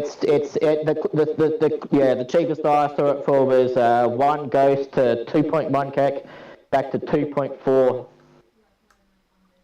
So, and what was that other price up there? So go ahead. So this is one district we're in here right now, right? I believe that we're all hanging out. Just the one. Yeah. So and then there's 1,000 Avagachis in this one district, right? So and it's still. I'd say that there's still a lot of room to run around here. You see a couple Avagachis here and there, and then you don't see them for a while. So if we were to have the same level of density of Avagachis across the Gotchiverse, we would need to have 49,000 Avagachis, technically, right? 49,000? Oh, yeah, exactly. So, yeah, that's right. That is right. That is correct. That's cool. And that'd be interesting to see what that. Yeah, exactly. So basically, when Haunt 3, right? What do you guys? I mean, realistically, for me, I have a fair bit of gotchis. I'd rather personally have it delayed a little bit, but I'm always I may decide if more gotchis come out, I'd just buy some more. But what would you think would be a realistic? How many more gotchis would you want? Another 10? I think another 10, or do you just want to see how things would play out? Yeah, I think 100,000. Another 100,000. No, just another 100. Period. Another 100. Maybe it's just a limited release of 100 portals to just scatter them around the Gotchiverse, and they're ghost Gotchis. That's an idea. Yin and I bought like another 50 over the last 2-3 days, maybe 3 Yeah, days. guys. That's half the reason why the floor got pushed up, hey? Well, and that's just sniping them a little bit at a time, every 2 hours or whatever. Come in and get 1 or 2 off the floor, and then try not to move it too much. But it's dude, I'm looking at it right now. We're like 9 gotchis away from a freaking 1,000 ghost floor. Just about it. No, wait, I mean, sorry, 700 ghost floor. Yeah. Right now. Yeah. That's why when there was about a couple of months ago, I don't know, I just started buying up gotchis. So I was like, man, no one's paying any attention to gotchis, and I just look up for gotchis about 500 BRS or 510 BRS or 520 at a cheap price, and I'd snipe them up. I was like, fucking, what's going on here? Like, becoming game launch, the fucking price is going to go up. This is madness. Oh yeah, absolutely. And dude, now the guilds, I mean, it's just kind of still getting started. This is like everybody's just learning really right now more than anything. And now people are trying to organize. Even some of the other players guilds we're working with, like they were just kind of like, a little bit here, a little bit there. But now that the game's going, like everybody's just like, I mean, since I woke up, I haven't stopped doing anything but Avogacci. Yeah. Yeah, just wait till the mobile. Just wait till the mobile app hits. I got an article here where Shaq was spending $1,000 a week in the App Store on Clash of Clans. So he's coming. Oh yeah, Clash of Clans. I think we've all. I mean, I have some friends that like blew tens of thousands of dollars on that game. I still play Clash of Clans. Well, that was the thing about all these games. I mean, the difference is now with you can actually get something out of it. I think that's the game changer. Sorry. Yeah. So, what's up, guys? I just gonna introduce myself. I'm the Prophecy on Twitter. I hear guys talking all the time, and I've heard all sorts of stuff on Avogacci. I've listened to all the podcasts and everything, but never really speak.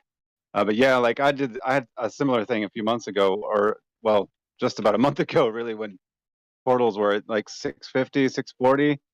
I was like, there's about a 200 ghost difference between a gotchi and a portal. And, there was floor gotchis or a nice portal. So I went and spent a bunch of money on as many portals as I could find and opened them all up and everything like that. I'm glad I did because, man, that's definitely exploded. What did you get out of it? Any good gotchis? To be honest, my plan was the price of gotchis are so low that, and the price of portals were so low that it didn't matter. I would get, if I got a bunch of floor gotchis, I could just wait until the game launch and then sell them for, a profit, which is exactly what happened. They're exactly at portal price now, about a month ago.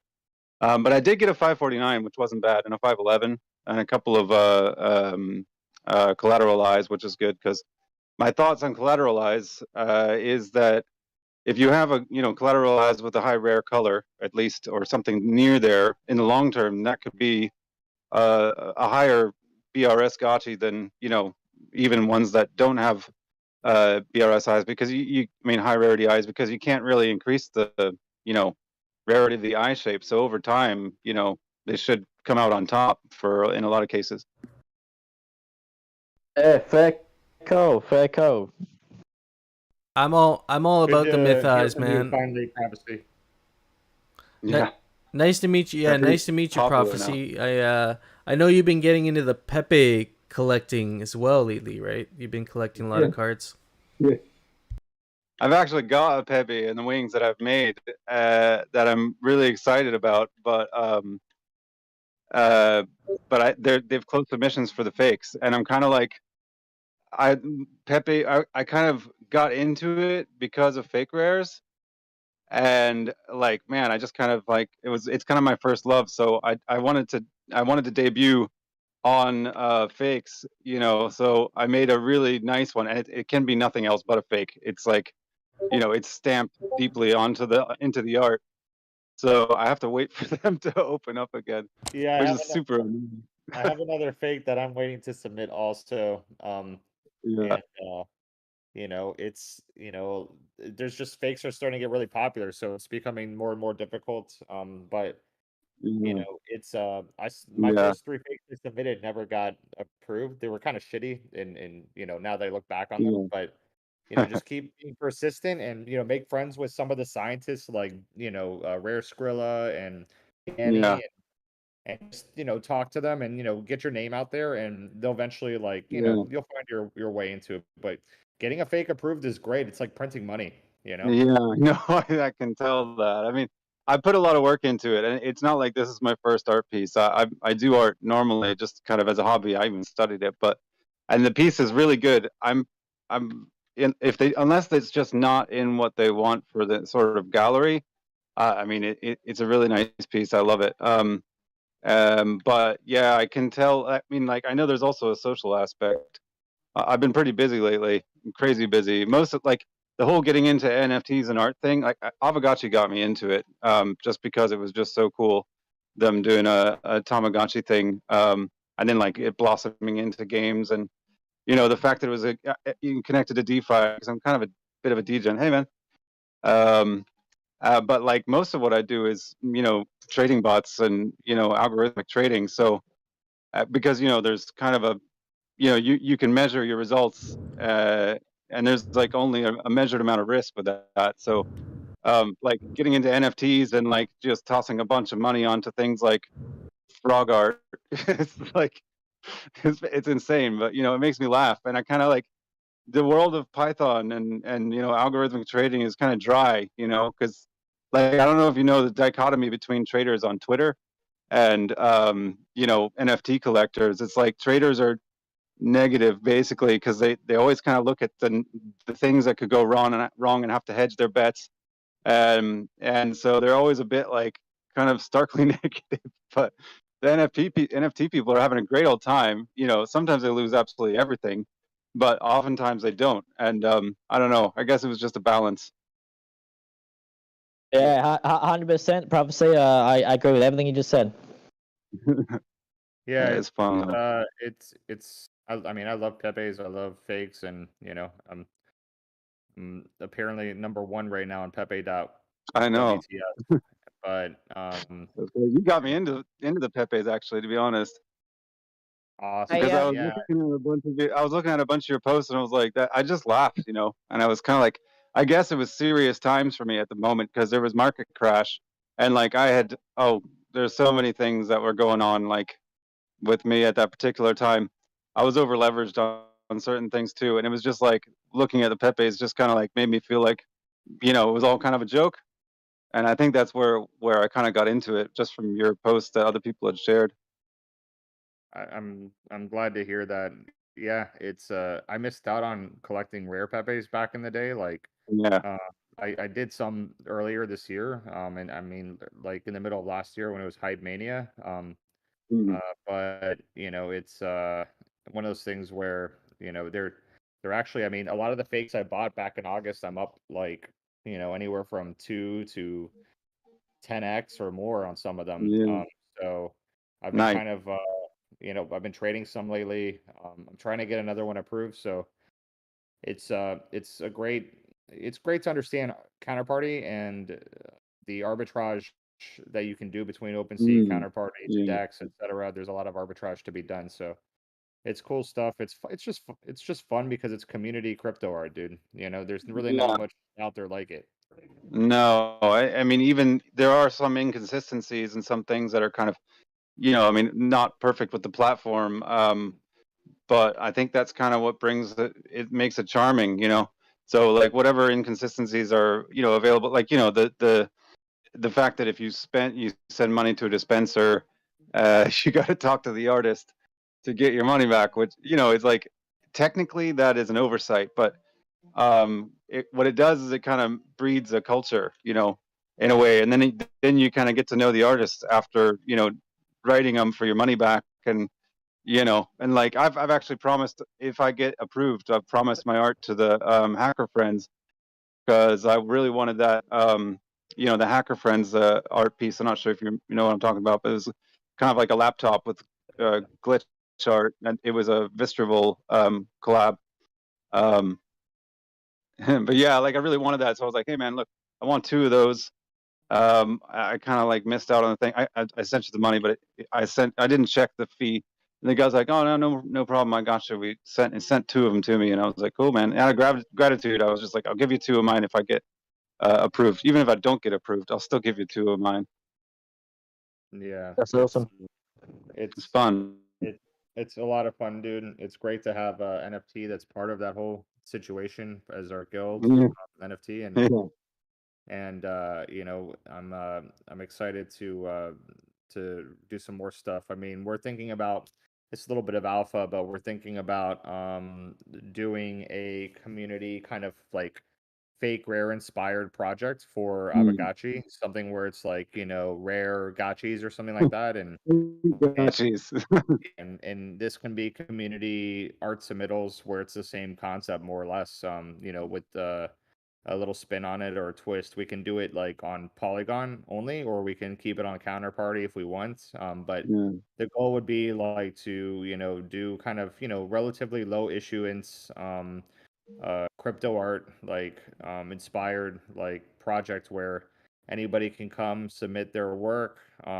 There's a little bit of a little panel of scientists to approve it, what gets submitted, and then there's a couple series, and same concept of having a burn card to be able to get the amount approved, and then eventually when the burn cards run out, then the entire project's over and everything is scarce to that effect. So Yeah, that is something a lot of people probably forget about or don't know. Yeah, and Sorry. it'll incentivize like artists such as yourself and others out there to like come and give their shot at submitting good artwork, and have a really great community inspired like stream of great crypto art that's Avagachi related, that has the soul of just Avagachi itself. And I think that's going to be a way that artists can make money, and another revenue generating stream for the guild as well. So yeah, I mean, it definitely is a great. I mean, I've done art, but like I don't really sell my art generally because it's so tedious to get in touch with gallery owners and to make physical prints go out and kind of like put your hand in other people's hand, especially with the lockdown thing. It's just like, oh, depending on the type of artist you are, but with art on the blockchain, it's just like it kind of opens up a whole new world of excitement for artists.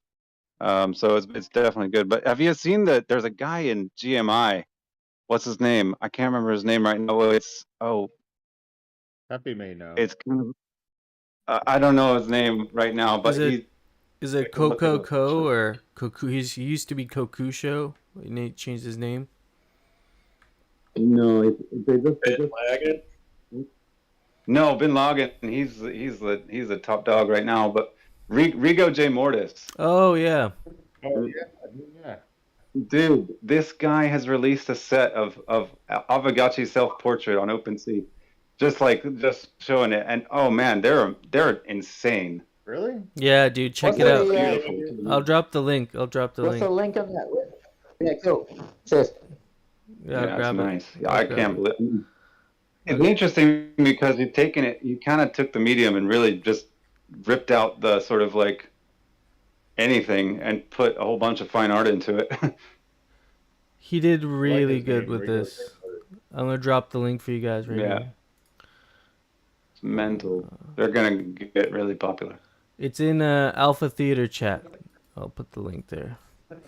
So it's a collection of 200 gotchis, and they're generative Avagachis, but I guess he generated like a lot of them, and then he picked through and picked the best generations, and he's posted those in on OpenSea. Interesting.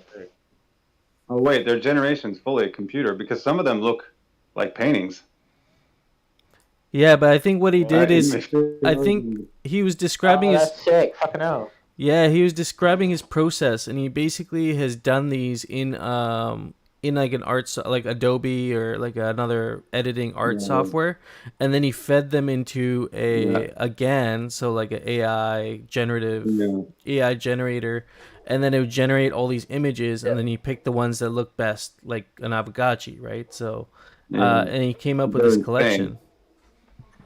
How do you buy them? How do you get them? You can't buy them. The guy, he's a FOMO scholar. I think he's literally just posted "I'm in" the chat. I'm sure it's the same guy. Oh, really? Rigo J something or other, right? Yeah, Rigo J Mortis. Oh, yeah. That's the one then. Yeah. He was in earlier. That's right. Yeah, he literally just posted "I'm in" the chat. Oh, like this chat? The guild main chat. Oh, cool. Does he want to get up? Yeah, he's just posted. He's listening to us. Hey, man, good work. Nice. Fucking awesome work, man. Really great stuff. I was really impressed with there's it. some there that. So how do we get him? How do we get him? Maybe they're supposed to be secret for a while. This one here, number 72 is like crazy, man. It's like I can't even describe it, but it's really cool. Some of them have Maybe their they're own for very. the 8-bit gamer guild. Some of them have their own very unique vibe. Like I really like. Oh man, I had this one the other day. I'll post it up. Let's see if I can find it. These are insane. But yeah, we have a lot of good art. Like Prophecy, are you in? Are you part of GMI? Are you in GMI? Yeah, I am. They actually just. I've been really busy, and then I kind of went in there and was like, "Yo, please, guys, utilize me because otherwise my schedule gets super swamped." And just the last week, I've been on holiday, and my dad's come around from America for. I haven't seen him in 8 years, and we've been hiking around the Highlands, so I've got almost zero time to do anything, which is mental. But I put my foot down and made sure that I had today off, at least because of the launch. But yeah, I mean. They're doing some animation stuff. They've got clear. You probably all know about it. They've got approved, I think, for or at least they've got a proposal up for doing an animation, which should be cool. I've put myself forward for it. I think they've already filled all the slots like weeks ago on the animation itself. But I mean, that means I'm available for other things. Honestly, Is like that the GMI one, the story? Is that the? that's Sorry, yeah, go ahead. that's 9 adepts. Yeah, that's so the 9 adepts screenplay. That's the with 9 the adepts. friendless summer and yeah, you know what? Like that is one of the projects, but like Mike Callum and I and No Future, we're actually planning to do like basically like an Avagachi TV station that's gonna be hosting like shows and cartoons and comic things and all kinds of stuff. And so there's going to be lots of opportunity to fill those slots in because we want to be running this for like 24/7 on Twitch and have this going and have all the GMI content on there. So that's going to take a while to build, but like we have so much room for so many different segments and slots and whatever, right? So I think the big idea behind GMI was to have as many creatives around Avagachi come together and let's just see what we come up with, right? We already came up with 9 adepts, and that was just all of us coming together and thinking of some ideas. And Friendless Summer, who is a screenplay writer, he's the one who kind of was able to bring everything together and get all the people roles. And so that's going to be the first kind of showcase of what can happen when different creatives from different backgrounds can come together. You know, that's kind of my vision for GMI when we started doing it. Nice. Yeah, well, it sounds like a lot of fun, actually. Yeah, it's like in your guys' industries, you know, whether you're in the art industry or you're screenplay writing or you're a content creator, those things usually don't mix. Like, I mean, they should mix. I think they should, but they don't really interact so closely. And I thought, well, why not create a place where these people who normally their industries don't intersect? Why not have a place where everybody can kind of talk to each other and have a conversation, and then let's see what we can come up with. Yeah, definitely. That definitely happens a lot. I mean, that's kind of why, from an artist perspective, or even a developer's perspective, but mostly I think from an artist perspective, to be honest, because I'm a bit of both, and it's like developers easily can make money and can easily collaborate, and have always been able to collaborate internationally, like with GitHub even. Just Web 2 is perfect. It doesn't even matter for them. They'll Web 2, Web 3 for a developer. It's like you can live in Antarctica and somebody will still be begging for your help. But from an artist perspective, it's in the blockchain and crypto and all this is like highly more interesting, because not only can you create works with new mediums, you can get your work to an international audience, and you can also expand your work with interactivity, and you can even put your work in games if people like it, and all these sorts of things that are just like not generally available to you as a like, because I started out with, like, back when I was in school, I was drawing animation cells and painting them with actual paint, and we were trying to get through a student animation like this, and this is where it started out. And like fast forward today, it's the capability is like 10,000 times increased. And also people have a lot more fun with it. So people who weren't even into art before, suddenly are looking at things on the blockchain like, holy shit, I like that. And it's like psychologically they've done studies on art and why it's important at all or why it even matters to anyone. And it's like if you have like a hospital room where people are, given horrible news all day and waiting for their loved ones, and you have one with no art, and then you put one stupid piece of art in there, like the improvement in people's mood and psychology based around despite what's happening around them improves. They talk about it. So in some way, it's like art seems meaningless, but in another way, it brings people sort of hope.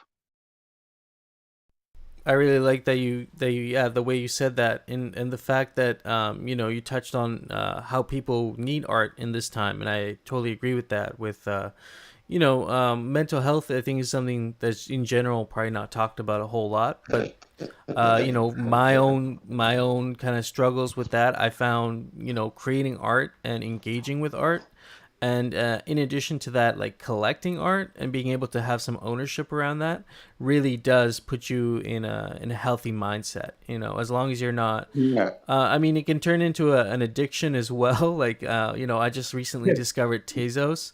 Discovered the Tezos blockchain. Thanks to Master Yin and Yang, and now I have like a Tezos collection of like 50 pieces of art. So it's like it can become an addiction. So it's like you really have to. For me personally, I really have to look at: do I really love the piece? Does it really? Is this something I'm going to keep, and then kind of go from there, right? Oh yeah, definitely. Yeah, just I mean, you gotta like look at it. Yeah, word of advice when you're buying art, like if you're not going to be happy with holding on to that piece of art for maybe even several years, just maybe don't buy it unless you're comfortable, again, with sitting on it for, quite some time. Because it could be a while if you're just planning to flip art. That's difficult. I would focus on like PFPs if you're just trying to flip, or something like, the bazaar in Avagachi is a great place to flip stuff. And, art is, you can flip art, and things like, generative art, but um, sometimes like the trends can move quickly, and once the prices start climbing really high, it becomes a lot more dicier of a a strategy. Yeah, I 100% agree with that, Master Yang. The pieces. I'm a big NFT flipper, but the art. I buy art. I have a connection to it. It's a connection to the artist, and it's a long term hold. That's for sure. We've all been there. Yeah, I have a bunch of art I'm sitting on still, and I love mostly everything I collected. There's definitely some things I wanted to flip that I couldn't in time, so I'm not like a master like trader or anything like that too much. But if you really love flipping things, PFPs is where it's at usually. And you can get to some really good alpha channels, and they're pumping things together, dumping things together. But money come easy, money go easy. Just remember that. Exactly, Yeah. 100%, 100%. I've got a whole bunch of pieces of art, and like I get pretty emotionally attached to the art as well. I mean, my thought is basically like I usually don't buy art with capital. I will make profit off something, and I'll be like, cool, now I've got like $1,000 that I can spend, and I could either put it in dollars or I could put it in art. But basically, I often buy art because like it generally holds its value or goes up. It can go down perhaps, but I mean, like when Nazis invaded Europe and started killing everybody and destroying the landscape, they took the art, and the Vikings when they came in and they just murdered all the priests and all this kind of stuff. They took the art and they wore it and they traded it as commodities.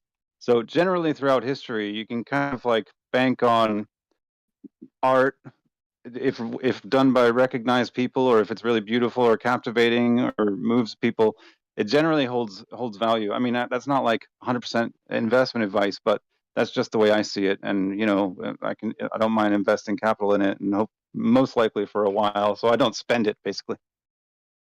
Yeah, I agree. I like to bit of profits and occasionally buy something.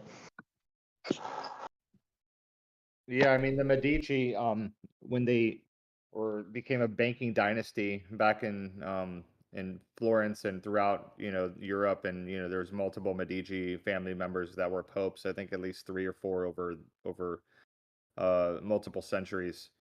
They used art. They actually were very influential in the Renaissance, and the Renaissance really evolved because money was sound and no longer like what really a lot of people like speculate is what started the Renaissance, but what really started the Renaissance was sound money. It was the invention of the florin, which was a gold coin. I think it had about 126 pieces. I'm sorry, not ounces, but pieces of gold in it. I forget the right word for it, but and long story short, the florin was a standard a measurement of a gold coin that was created by private bankers, not the government, not like any like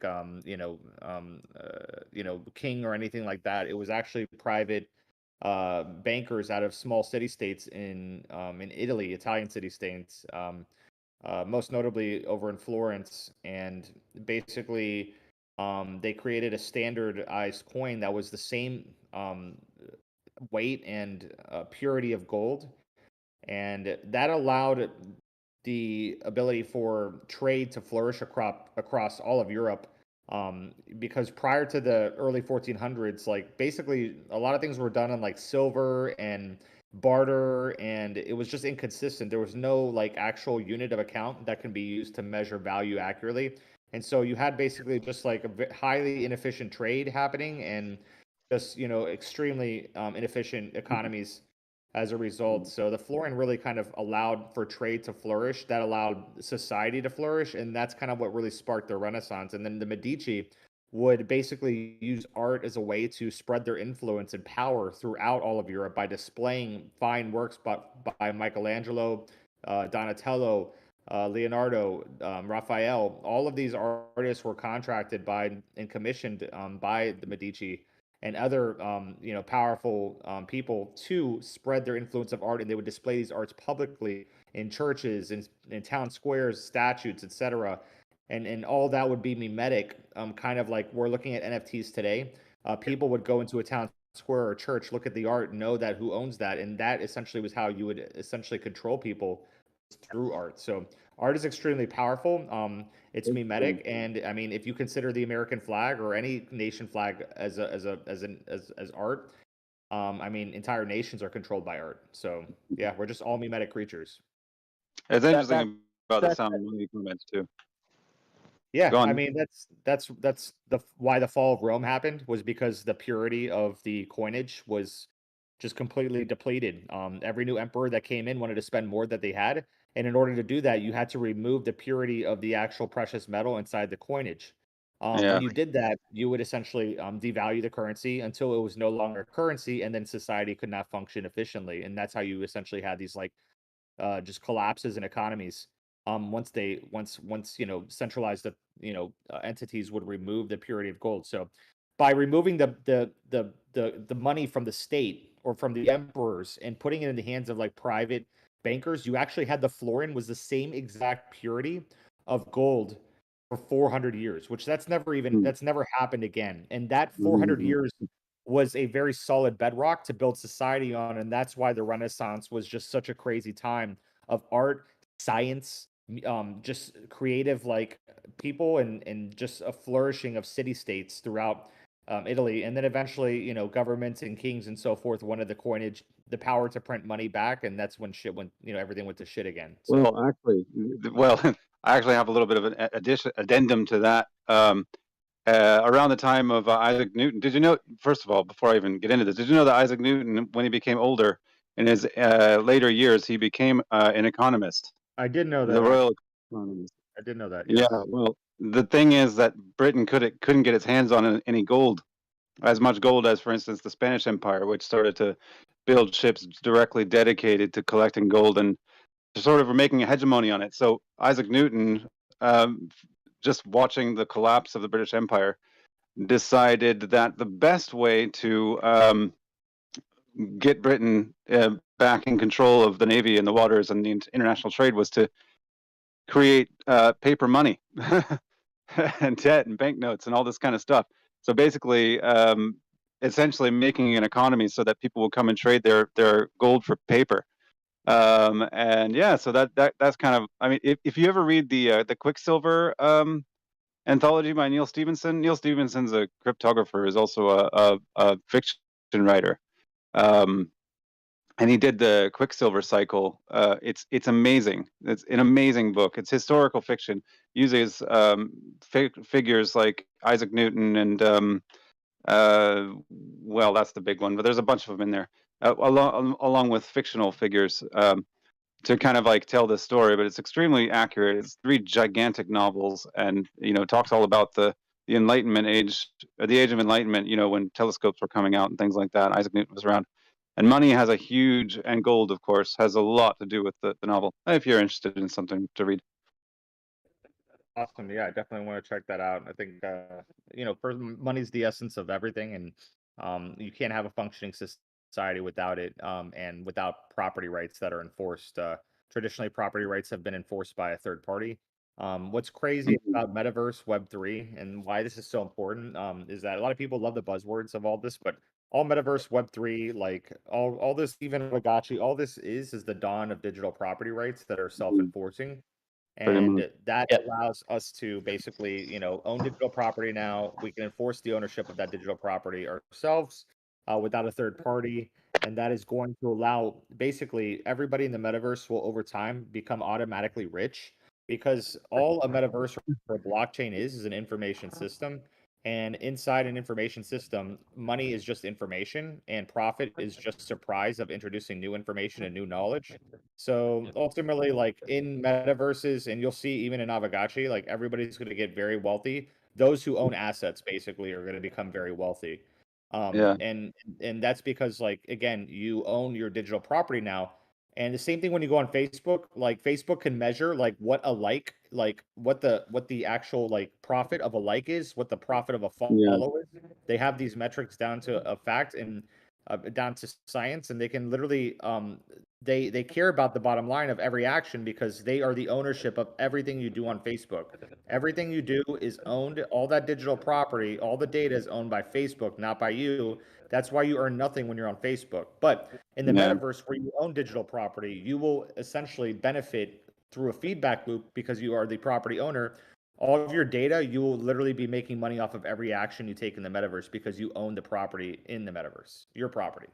Yeah, that is exciting. I'm sure we'll see something specific emerging there within the next year or two. But I actually had an idea about that. But like one thing that I had talked to a developer friend of mine about when I was kind of throwing back and forth ideas and thought we were going to actually make one before many other people stepped up to the plate years ago. But yeah, so basically you've got a problem with censorship, right? So yes, censorship bad, but also people bad, and they tend to post they can post horrible things, so we're trying to look for ways to kind of not censor them, but somehow keep it so that information is useful on there, so like one idea was to actually pay scholars, people who are studying or people who are experts in their field, legal field, or whatever, like between jobs or during their postdoctoral studies, so that if there's like some crazy amount of ridiculous fake story going around about this or that thing, these people will be essentially paid to interact with the public, whereas everybody else, so for instance that what is it, Twitch, I can't remember the name of that one, use BSV. Yeah, what was that's what I mean is yeah, I'm on Twitch. Something like that, the one with BSV. Yeah, Twitch. But yeah, basically it's so because you have to pay a little bit, like a penny or something, to post something on that, which I think is great because then you're literally putting your money where your mouth is, you know. But if you were also to sort of, oh, nice, huge 4,000. You see that, guys? 4,000. 4,000. I can make a drop. Let's get it, everyone. Let's make some fucking money. Let's go. Yeah.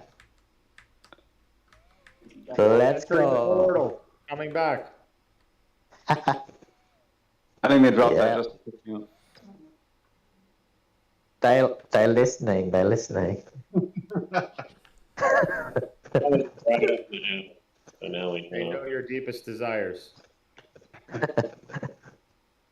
So we were earlier on. We were talking about how you were talking about the Medici family. You were talking about art, and you're also talking about the debasement of the currency, kind of extracting value out of society, and having currencies that are based on art were essentially long lasting because this art couldn't be destroyed. I guess it was represented by gold, but you could also make an argument for art. Do you think we're kind of, based on that, do you think we're kind of going through the same cycle now again where we're about to see like a digital renaissance maybe? Yeah, it's absolutely right. And it's led by sound money, which is actually, believe it or not, it is Bitcoin. It can be Ethereum too, but the reality is it's Bitcoin. Because of how tied to time Bitcoin is and how decentralized it is. So it's like the hardest, soundest money. I know it's boring to some people, slow to some people. I get all that. It's not meant to be like, where you play your metaverse game on top of, like, it's strictly just dumb, like digital gold and being the 100%. best at being just that. So the reason why the Renaissance flourished with sound money and why that happens, why that phenomena happens, it's not by accident. It's actually, you can see this demonstrated around the world today. It has something to do with time itself. So money, without being tied to time, is infinite essentially in supply. It can be debased whenever. And when you debase a currency that a society is operating on top of, that society essentially can't plan into the future because you essentially raise its time preferences in the short term. So what I mean by this is that if you go into Venezuela, where the currency has been debased to complete goat shit, basically those people can't think about, like, 100 years ahead. They can't build anything. They can't invest in anything because they're just worried about, like, the immediate, like right now, surviving and how to get food in the moment. And ultimately, their time preferences in the moment are extremely high. But if you go to the United States, we have a robust culture of investing and so forth, and we have venture capital. We have, like, amazing, like, wealth here, and it's because the dollar is actually high in demand. It's not complete shit, even though we debase it. There's enough demand around the world for dollars that the amount of debasing we're doing still doesn't completely erode the dollar to shit. It's still very useful and desired around the world when you compare it to other currencies. So in the United States, we actually can plan longer term, but you'll also notice that even in the United States, everything keeps going to shit anyways, like, because again, it does debase a little bit relative to most other fiat currencies. And that's kind of like why you have, like, shittier food every year, where, like, they're filling it with more bullshit that's cheap and subsidized. And you have shrinkflation. Yeah, shrinkflation. You have planned obsolescence with technology. Light bulbs, etc., have to continually go out purposefully so that way you buy more. Yeah, get another shitty fucking cord for your charger on your phone and stuff because it fucking breaks all the time. That's all planned. That's planned obsolescence, like light bulbs having 30,000 hours or whatever. That's actually planned by the light bulb manufacturers associations. So fucking fixed. That's all fiat induced because, again, the currency is shit. Therefore, the society, little by little, goes to shit. You may not realize it because you're just used to it. But in reality, is that would never happen in a society that was backed by sound money that was tied to time. And so when you have a money that's tied to time itself, interesting things start happening because, look, if you don't have to worry about your money eroding, you can save, and money becomes saleable through time, meaning that you can send money through time without worrying about its value losing over time. And so when that happens, you can plan for the future. You can literally like lower your time preferences in the moments very low. And this is like you'll see this because when currencies weren't as when you had currencies like even hundreds of years ago that like were like currency used to be gold and so forth or weren't debased as much, you would have like people thinking about like things thousands of years out. That's why they used to build churches, and like the church wouldn't be done till the third generation. Like you would started building the church and you wouldn't even expect to finish it before you died. You would expect your grandchildren to finish the church. And that's because those people were thinking thousands of years out. And you had these beautiful buildings and architecture. And then you had these sculptures that are still around today and admired by Michelangelo, etc. And you're like, okay, why don't we have that anymore? Where sculptures are fucking eroded after like 30 years. And that's because, like, again, you're not like we're not thinking thousands of years out. We're not like the music we get today are not Johann Sebastian Bach like masterpieces that are going to give you chills 300 years later. The music we have today is "Wet Ass Pussy" by Cardi B. You know, and you put it in a Yeah. you know. So everything is high time preference. Therefore, like everything is shitty, and therefore, like you know, fiat anything related to fiat will come out crappy. But if you see people building in Bitcoin, they're thinking about building their wallet over decades, not over like, oh, how can I blitz scale like my wallet into, you know, like in 1 year and, you know, cash out to a VC fund, like, you know, or a publicly traded company. So 100%. you'll see the differences over time. They won't be readily apparent, but sound money allows a renaissance because you don't have to worry about money. If you're a doctor and you're earning $500,000 a year, but in order to meet the hurdle rate, you have to literally invest that money into the stock market and into real estate, and then you have to manage multiple rental properties. Can you be really a great doctor when you're managing the stock market, you're managing your rental properties, you're thinking about your money, like, and how to like invest it, and not focus on like curing cancer? You probably can't be that good of a doctor. You're probably an okay doctor, but if you could only focus on what you love to do in saving people and curing cancer, you'd be surprised at how fast society can change when, you know, people don't have to think about their savings eroding over time. So hopefully that answers your question, Hefe. Wow. Hey, No, that was amazing. Thank you. Wet Ass Pussy is my favorite. Yeah, let's just end it off with that. That song is my favorite. It is a classic, White Ranger, and I was expecting you to say that. I gotta jump off here to get some lunch. I love you guys. Master Gang, your brain is much bigger than I thought it was, and I already thought it was pretty big. So have a good day, guys. I'm definitely gonna be on the verse every hour to hour. It seems like where Alchemica is at. So have a good one, guys. All right, buddy. Take it easy, my friend. Bye. Yeah. Bye bye. Yeah. So Yeah, that was a cool. So yeah, guys. History though. No, man, I appreciate that. You know, you enlighten us, and I think a lot of us who have been around in crypto for, you know, a year or two, we still have a lot to learn about the ethos and the roots of what we're doing here. You know, are still being discovered. So, you know, thanks to people who've been around for a long time. You know, you're spreading wisdom, and I think these are all good stories to share, because I think oftentimes we don't think about the past, and once you put it into context, you can kind of see the future, right? I think that's the big benefit of it. Yeah, the prophecy, what he was saying about like BSV and Twitch and so forth. Twitch is a social media, so like there's a long time ago, there was a lot of people don't know this, but there was a civil war in Bitcoin, and there were two schools of thought like in the early days of Bitcoin. So in when I first got to Bitcoin, there was only one Bitcoin. There was not multiple Bitcoins. It was like one Bitcoin and like 10 other altcoins, and that was it. That was all cryptocurrency. All of it was worth less than $1 billion combined. And you know, it was just like I could read about all the news of that happened in Bitcoin and cryptocurrency within probably 2 hours for the entire ecosystem that day. So it was very kind of just super chill, simple, and there wasn't much to argue over. But then over time, there became like two schools of thought because a group of like Bitcoin works, you know, has a block size for each block in the blockchain. And oh yeah, I know, I remember this. they were like, there was like some people were like, look, you know, like we want to keep transactions cheap, and like back in the day, you could actually send a Bitcoin transaction, put no money on the miner fee, like 0 sats, and eventually, because there was no transactions in the blockchain, like miners would just eventually pick it up because like literally there was just nobody using the blockchain. So like you could get literally free transactions on the blockchain back in the day on Bitcoin. And there are businesses that actually like literally built themselves on like basically very cheap payments, and were able to like essentially process transactions for merchants and businesses that were collecting Bitcoin payments.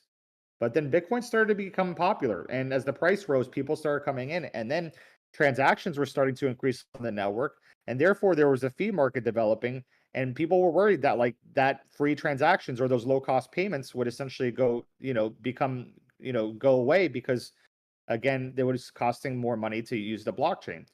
So then there was two camps. One camp was like, well, look, it's not about payments. This is about sound digital money and having a store of value that, long term is going to basically be reliable and saleable through time and like digital gold. And then the other camp was like, well, no, we want, money's about payments and Bitcoin should be like cheap, easy, like and quick and like the fees, if we increase the block size, this will accommodate more room for future growth and the fees can remain low. And then the other camp was like, no, the fees, essentially, the block size should stay the same. This is about digital gold. It's not worth sacrificing any sort of, issues with raising the block size. So these are two opposing thoughts. It led to a civil war, and then eventually Bitcoin forked. And basically, the chain, if you had Bitcoin on the chain before it forked, after the fork, you had 1-for-1 Bitcoin on the other chain. So, like, if you were holding BTC, and then you were also holding 1-for-1 BCH. You were rewarded with the exact same amount of Bitcoin on the forked chain, which was Bitcoin Cash. And then Bitcoin Cash had another civil war in it where there was disagreement and lack of trust because they felt that the block size needed to be unlimited, not even just increased. That, okay, hey, 8 megabyte blocks is still not enough. Like, there should be a completely free market, and the market should be determined by people and the users of the network as to what there should be no block size. The market will regulate itself, in other words. All right. By having a block size, we are putting a limit on Bitcoin for no fucking reason and regulating it for no reason. So they forked, and then that became Bitcoin Satoshi's vision, which essentially was, a fork of BCH, which is a fork of BTC. And now there's 3 main Bitcoins for the most part. And sorry to cut in, everyone. And Master Young, I'm an Aussie mate, and Craig Wright, he's good old fake Toshi here. He gives us Aussies a bad name. Good old fake Toshi. It's fucking, we're full of shit. And even Roger Ver, when he went down with all that stuff, and it was interesting. It was interesting times the way that all played out. And at one stage, Bitcoin Cash actually got up to, I can't remember what the total. I don't know if it was $5,000 or 15. It was interesting, and we do have them, but fucking Bitcoin SV and fake Toshi. It's just one big scam. It's just a ghost chain. No one worries about that anymore. So, man, it was actually Twetch is on BSV. Shockingly, he's about Master Yang. Will probably tell you in a minute. But man, sorry, and just sorry to go back to that. When you were saying Twitch before, I just thought you just kept saying Twitch, but then I did remember that Twitch. But look, I tell you what, like being an Australian, we get a lot of grief about Craig Wright, and I don't know how much you guys go back into all the bullshit that he used to play back in the day. But there's a lot of crazy things in him on stage saying some stupid shit, He says he's Satoshi, he's just full of shit. He's just basically a fucking scammer. And look, and if there's a couple of things going on Bitcoin SV, that's fine. But I can't say any more than it's just a fucking scam ghost chain. But I understand there's probably some some projects out there, but I think that if you go back and do some research on Craig Wright and all these escapades and see some stuff that he used to say on stage, it's pretty fascinating. And Roger Ver, he's got enough to say for himself as well. But look, I knew how. I knew how, I could understand anyone's views and all of them, but at the end of the day, I'm really only these days concerned in BTC. Yeah, so I save in BTC. I value it. So to me, Bitcoin is all of the chains, and that's because I've been around so long that there was only one Bitcoin. So if for me, Bitcoin is BCH, BTC, and BSV combined. I own them all. Because you got because you were forked. Yeah, you got the drop from all of them, right? You just would have got the same. And they literally, guys, it's like looking at a branch of a tree, you guys, and saying that branch is not the tree, the same tree. Okay, fair call. Yeah, I can appreciate that, and yeah, I can understand that. Yeah, included in that mess. So the way to look at like all these is that they are all Bitcoin. And now whether or not you like a particular chain, that's completely your faith and where you want to put your kind of belief system. Bitcoin is bigger than one person, so I know that Craig Wright is like a WWE wrestling heel, and a lot of people don't like him because he's like Triple H back in the '90s or whatever. But ultimately, like, I don't really care about any one particular person, because even in BTC has weird people in it too that some people do like and some people don't like. I just focus on, okay, what are people building, and what is this chain's like goal and purpose, and like what is their use case. And BTC has made it clear that it's about a digital form of like gold, almost like a store of value. BCH is like, okay, we are all about payments. And BSV is like, we are a decentralized computer. You don't need a data center. You can just build on top of Bitcoin. And instead of having all this infrastructure that's centralized, the infrastructure can be Bitcoin blocks, and you can just basically build into the op return code. And that's kind of what they did. And they rebuilt Twitter on top of Bitcoin, where the Twitter can't go down, and every action you do is a read and write to a blockchain where you literally pay small amounts of Bitcoin to like something, to follow somebody, and all that's doing is reading and writing to the blockchain where you own all your own data. So imagine your entire Twitter history and all your data in Twitter was backed up with 12 words. And if you wanted to, you can leave Twitter and go to another Twitter and plug your 12 words in, and all of your likes, follows, comments, everything is right there again. And that's essentially what like BSV is proven is possible on top of Bitcoin, because again, it's an unlimited block size, and that data, you can read and write unlimited amounts of data to Bitcoin and use that as server backend infrastructure. That to me is going to have, right now in the short term, maybe doesn't have a lot of value, but now with NFTs and things like, I can imagine an entire Avagache metaverse built on top of Bitcoin because it's unlimited block size.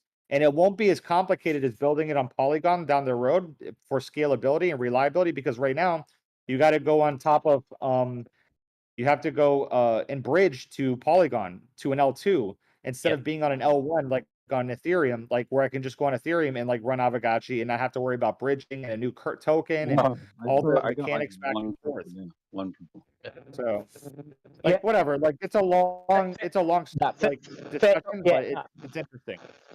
Yeah, no, fair call, Master Yang. I really appreciate your insights there. I've taken everything on board of what you said, and I appreciate everything you had to say there.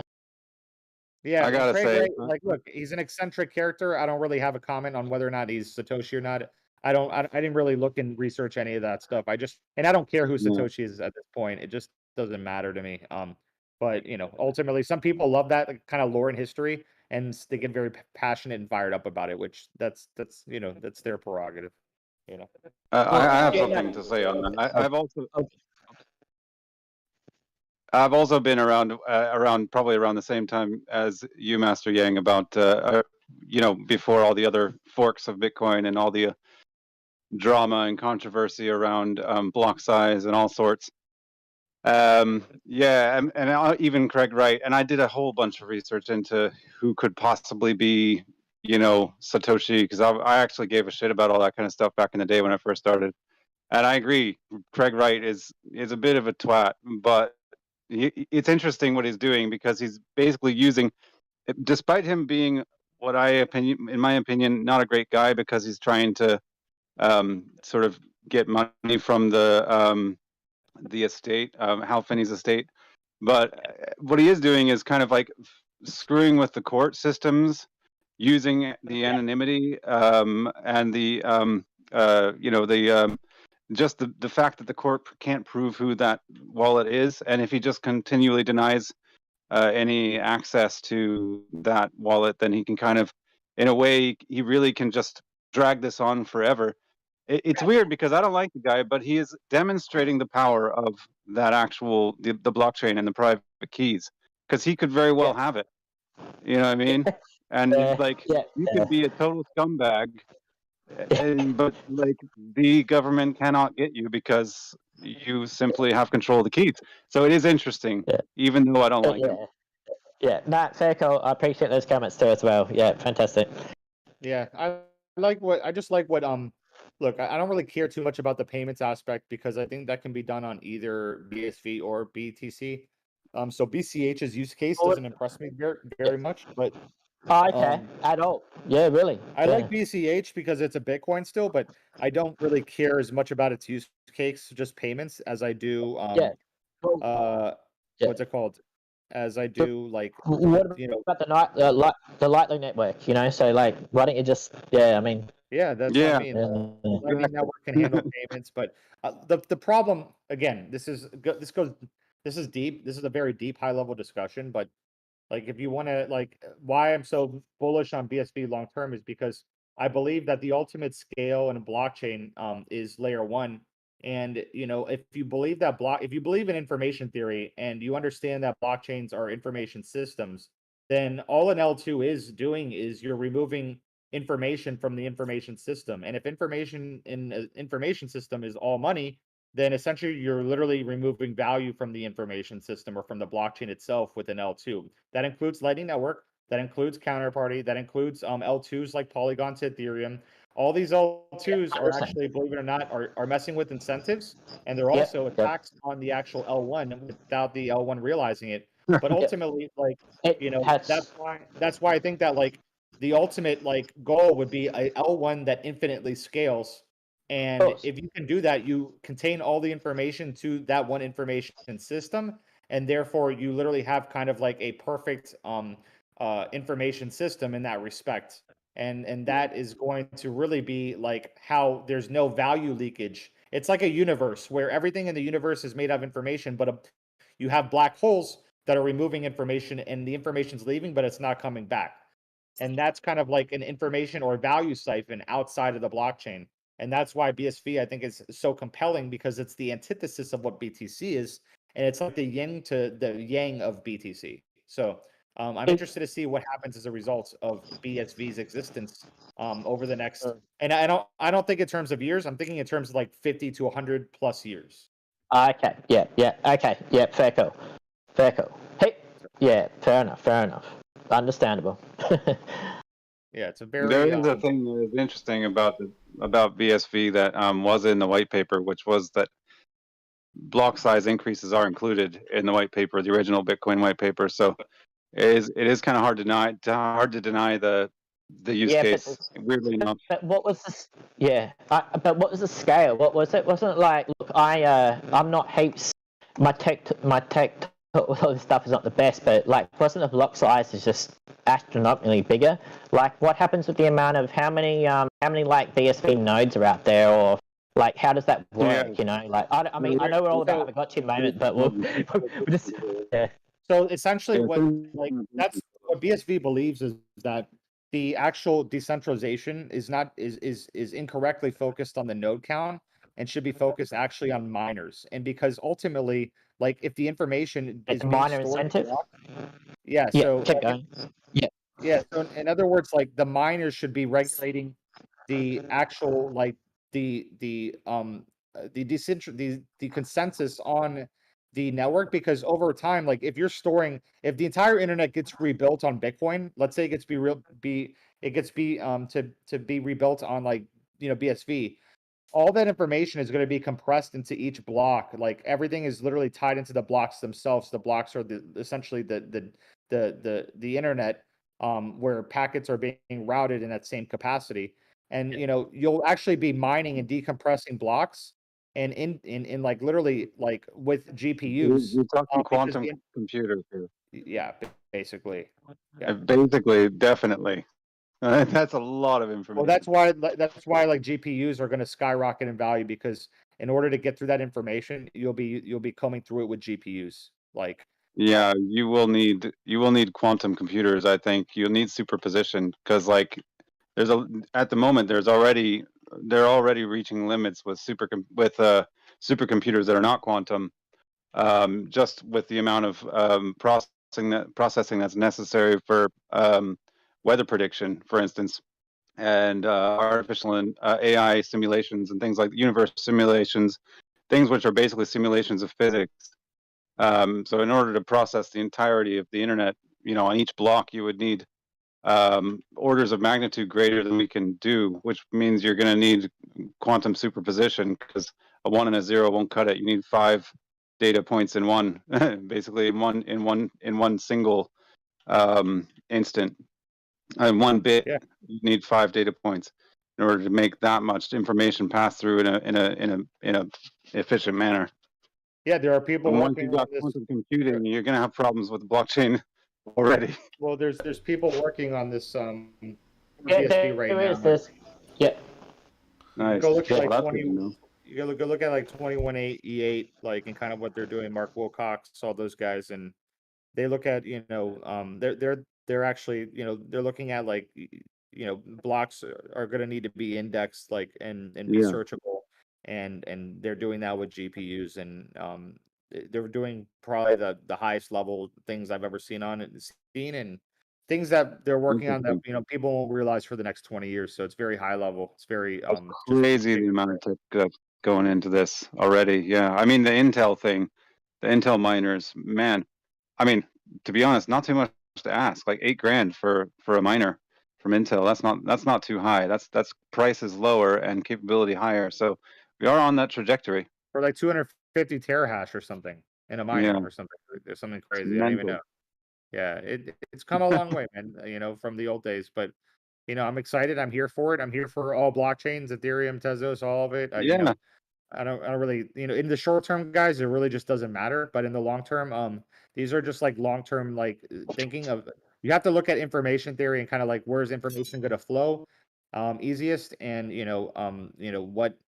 what is going to be like ultimately the best to scale, because as it stands right now, Ethereum doesn't scale at all. It's like kind of fundamentally broken if you argue it one way, and the other people argue like this is the way it should scale in layers, the same way that BTC scales. So like yeah. Thanks. Yeah.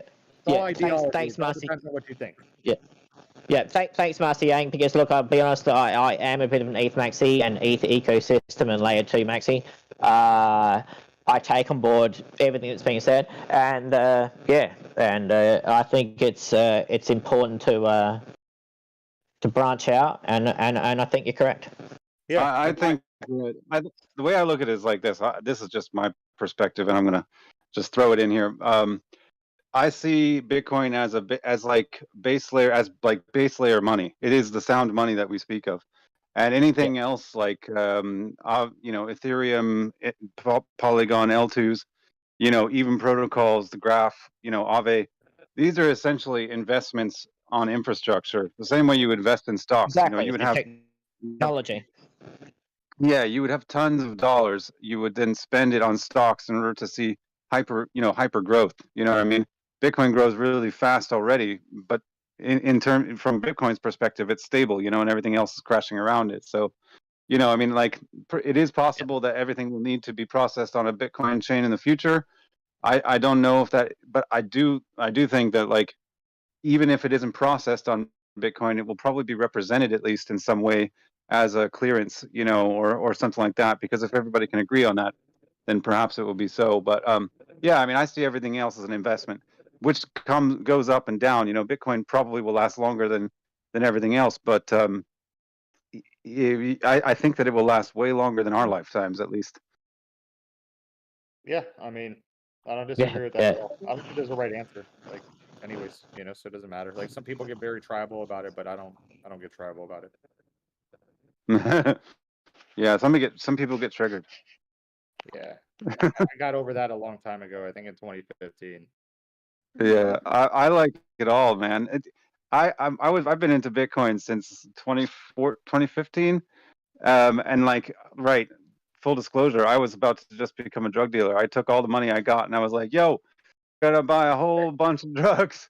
And I went on, I had a friend teach me how to get on the dark web, and I used I had a little 8 gigabyte flash card with Tails, the operating system. And I was like, "Yo, I'm gonna be going on there." So I got all that done, And then I went on and I was like, all right, I'm gonna spend like a few $1,000 on some Bitcoin so I can buy all this stuff. And then I forgot about it. You know, I like went and partied, like did nothing, and then like came back a few weeks later, and my three grand had gone up to 10, and I was like, whoa, whoa, whoa, whoa, whoa, whoa, whoa. Do you think I can make this kind of money? Nice. I just got a five pack of alpha and a 5-pack of FUD. That was nice. I have a screenshot when Bitcoin shot up to $76 and we were all freaking out. Yeah. But actually, the full disclosure, the first thing I ever bought was Ethereum. That's fine. The first thing I ever mined was Prime Coin. Prime Coin, yeah, I remember Prime Coin. It's still around. Sonny King's still working on it. Wow. Yeah. Blockchains awesome. never die. They generally don't. I mean, yeah, like that's the thing is like these ghost chains, right? You're like ghost chain. You're like ghost chain equals cheap and already done. You can literally. I've been around a long time, and I think I've like out of the maybe who knows how many coins and blockchains there are. You know, most of them, believe it or not, just don't die. There's always somebody willing to work on them and keep them going. You know, it's really. There are only 7 billion people in the world at the moment. Yeah, you know, almost if you hold almost anything, it's going to go up relative to USD over time. Yeah. So you guys, you know, yeah, don't be mad at Bitcoin. Be mad at or ETH. Be mad at the dollar, if anything, you know, and realize that's what you're here for. Imagine creating a purposefully deflationary coin, you know, like that isn't USD. I mean, it might work. Yeah, I mean, who knows? It's Oh, and hey, when I was saying before, everyone knows an ETH, Maxi, don't you worry, I love my Bitcoin, and it's just at the moment it's just ETH, Bitcoin, and Ghost. Yeah. Yeah, I love what Ghost I love what Ghost has been doing lately, and I think there's a good future for Ghost, especially how it's going to be bolstered with the Alchemica that people are going to be collecting, and the price action. I know some of you are like you're saying you like to do some trading and stuff. I think that's going to be interesting around that, around what Ghost is going to do after the tokenomics kind of change when it's being paired up with Alchemica tokens.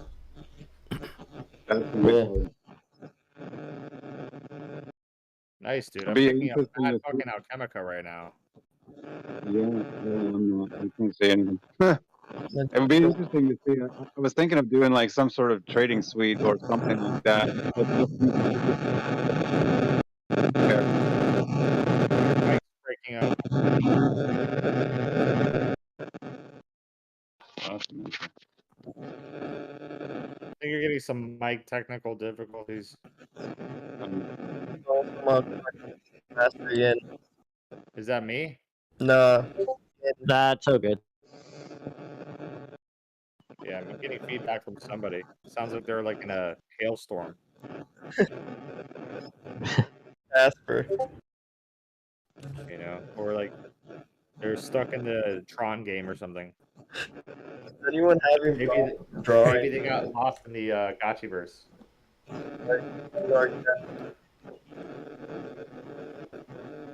Is anyone having problems with drawing Alchemica right now? No, I've been picking it up.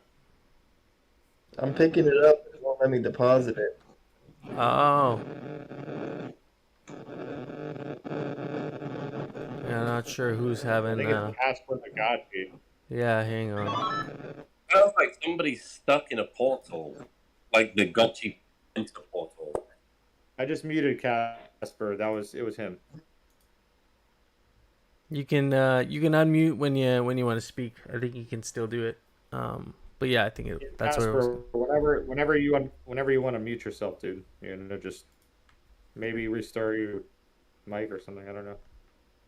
Yeah, man, I'm super stoked for the Gotchiverse, especially, you know, the things we've been talking about art, 8-bit GGs, like art based. You know, we're gonna have a lot of lore behind the Gotchiverse, and we're gonna have a lot of art behind the lore that we have. So It'll be interesting to see how these lodges are built and how they get developed, because I feel like, well, for example, I think a couple weeks ago, Coder Dan had said these lodges on the inside are going to be infinitely or like exponentially bigger on the inside than the outside. So that makes me wonder, is it going to be like essentially a portal to a room? And, you know, maybe in that room you can build stuff. Like, I think it's going to be really, I'm looking forward to that out of all the things. Yeah, me too. Like that's when we're gonna get. That's what I mean. Like the next 30 days are just gonna be like mayhem on lending, and then we can get back to like actual like culture and like art and a bunch of other shit too. Once like we get things figured out and like we can build a little stuff to make our lives easier. But like it's gonna be a little bit difficult for me to focus on both of them at the same time and do them great. So I'm gonna probably put most of my time making sure I can get guild assets lent out and other guildy assets lent out efficiently and get good players in, try to figure out programs to like make them better and shit, and lots of videos, content around that, and then maybe in 30 days from now, like we can get back to like some of the other things that were fun, prior to when this game launched. But this is gonna be a different beast for the next couple weeks. Do You can you already tell. do you have any stats on scholar stats by any chance on some of the scholars we have? Like I know we have Yeah, 280 gotchis, right? Maybe how many of those have been rented out now? Right now it's 200, right around 200 right now. And that's only limited by Master Yin going one by one and whitelisting them. And it's we're gonna probably have hopefully all of them done today, maybe tomorrow latest.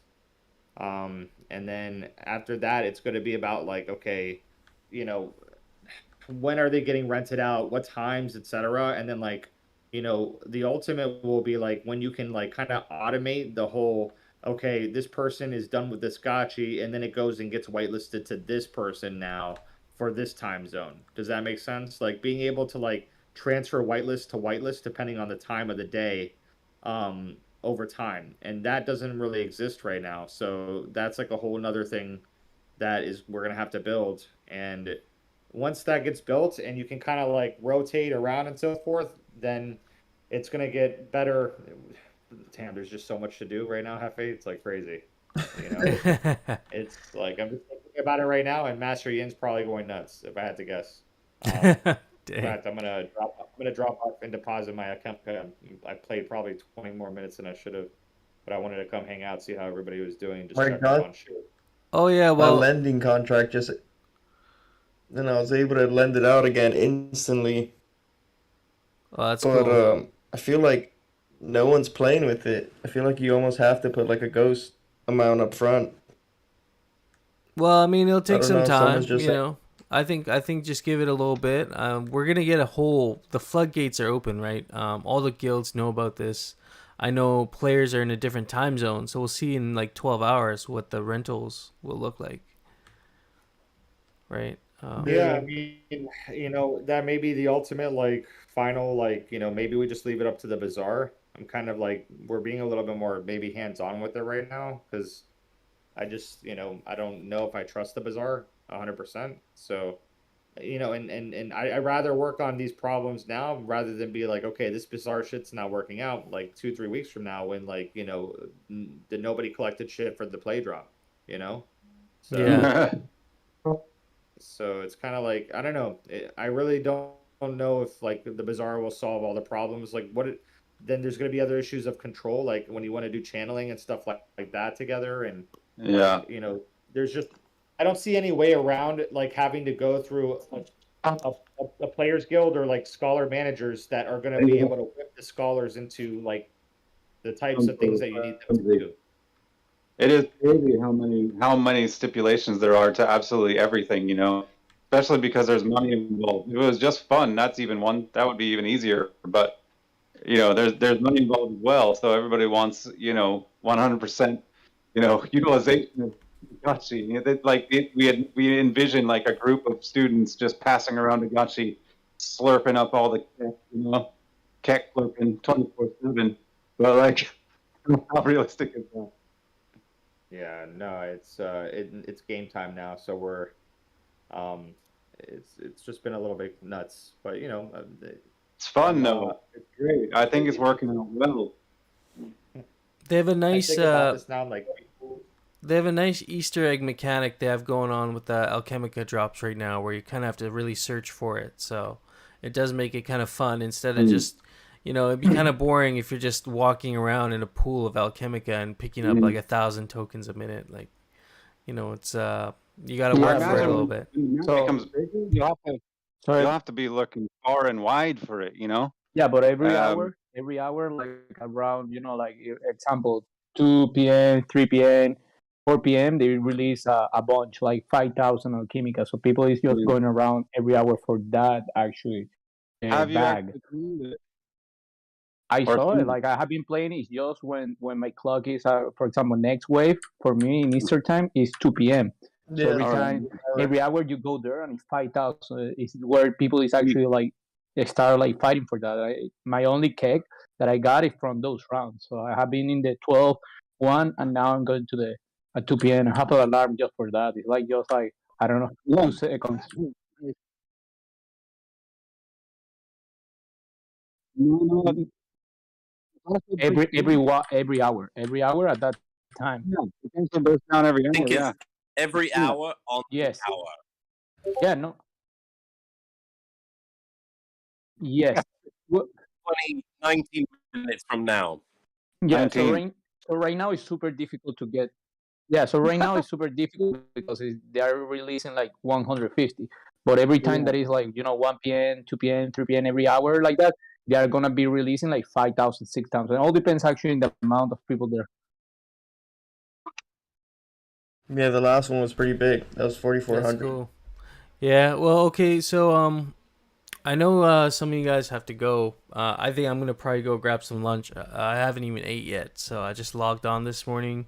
I've been chugging like I think I've had a liter of coffee now, so I'm probably gonna be on later and do like another maybe. I don't know if I'm gonna live stream it, but I can. I'll definitely hang out in here with you guys, and we can just walk around and collect Alchemica.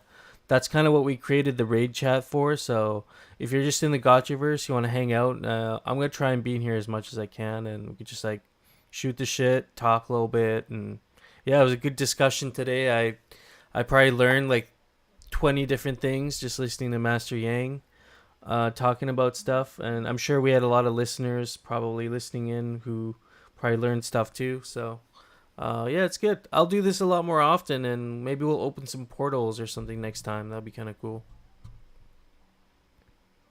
That's awesome. Cool. Yeah, I'm gonna jump off for a little bit too, guys. I'll probably be back later tonight with Master Yin. We can all just jam out a little bit more, and he can answer some questions because he's learning like literally by the hour. So I know there's people that want to rent out your assets. I mean, guys, don't sweat it. I got like 200 assets whitelisted, and like maybe like not even a quarter of those are actually being played right now. So people are asleep. It's super fucking inefficient, and everybody. I'm looking at other people's like guild chats right now, and they're getting DDoSed with scholars, like just DDoSed. So yeah, right now, like for example, I got like 4 rented, but nobody's been playing. Like nobody. Like I needed to text those guys, hey, what's up? Like, are you okay? Are you okay? There is a problem. That's I think putting an upfront ghost cost is the way to go. Yeah, I did think that. When I first saw it, I was like, yeah, but like if I rent it out for 50-50 split, they're just going to rent it to try the game out. They're not, like they have to make 10 ghosts if they pay 10 ghosts. You know what I mean? That's good for me. Yeah, for sure. Yeah, like our guildie like partners that have players are like, yo, like we need to send out Matic and Mass to all of our players. Do you have a way to do that? Like every little step is a fucking problem that needs to be solved. So I have a solution. Think about it. I have a solution for you guys who, with players needing Matic. You can now go to Polygon, like the Polygon website, polygon.technology, and you'll be able to swap a little bit of your ETH for 1 to 10 Matic. It's gasless, so you can do one gasless transaction for some Matic now if you go to Polygon with some ETH on layer 2. That's cool. I'll tell all my scholars about it. Oh wait, no, that's what it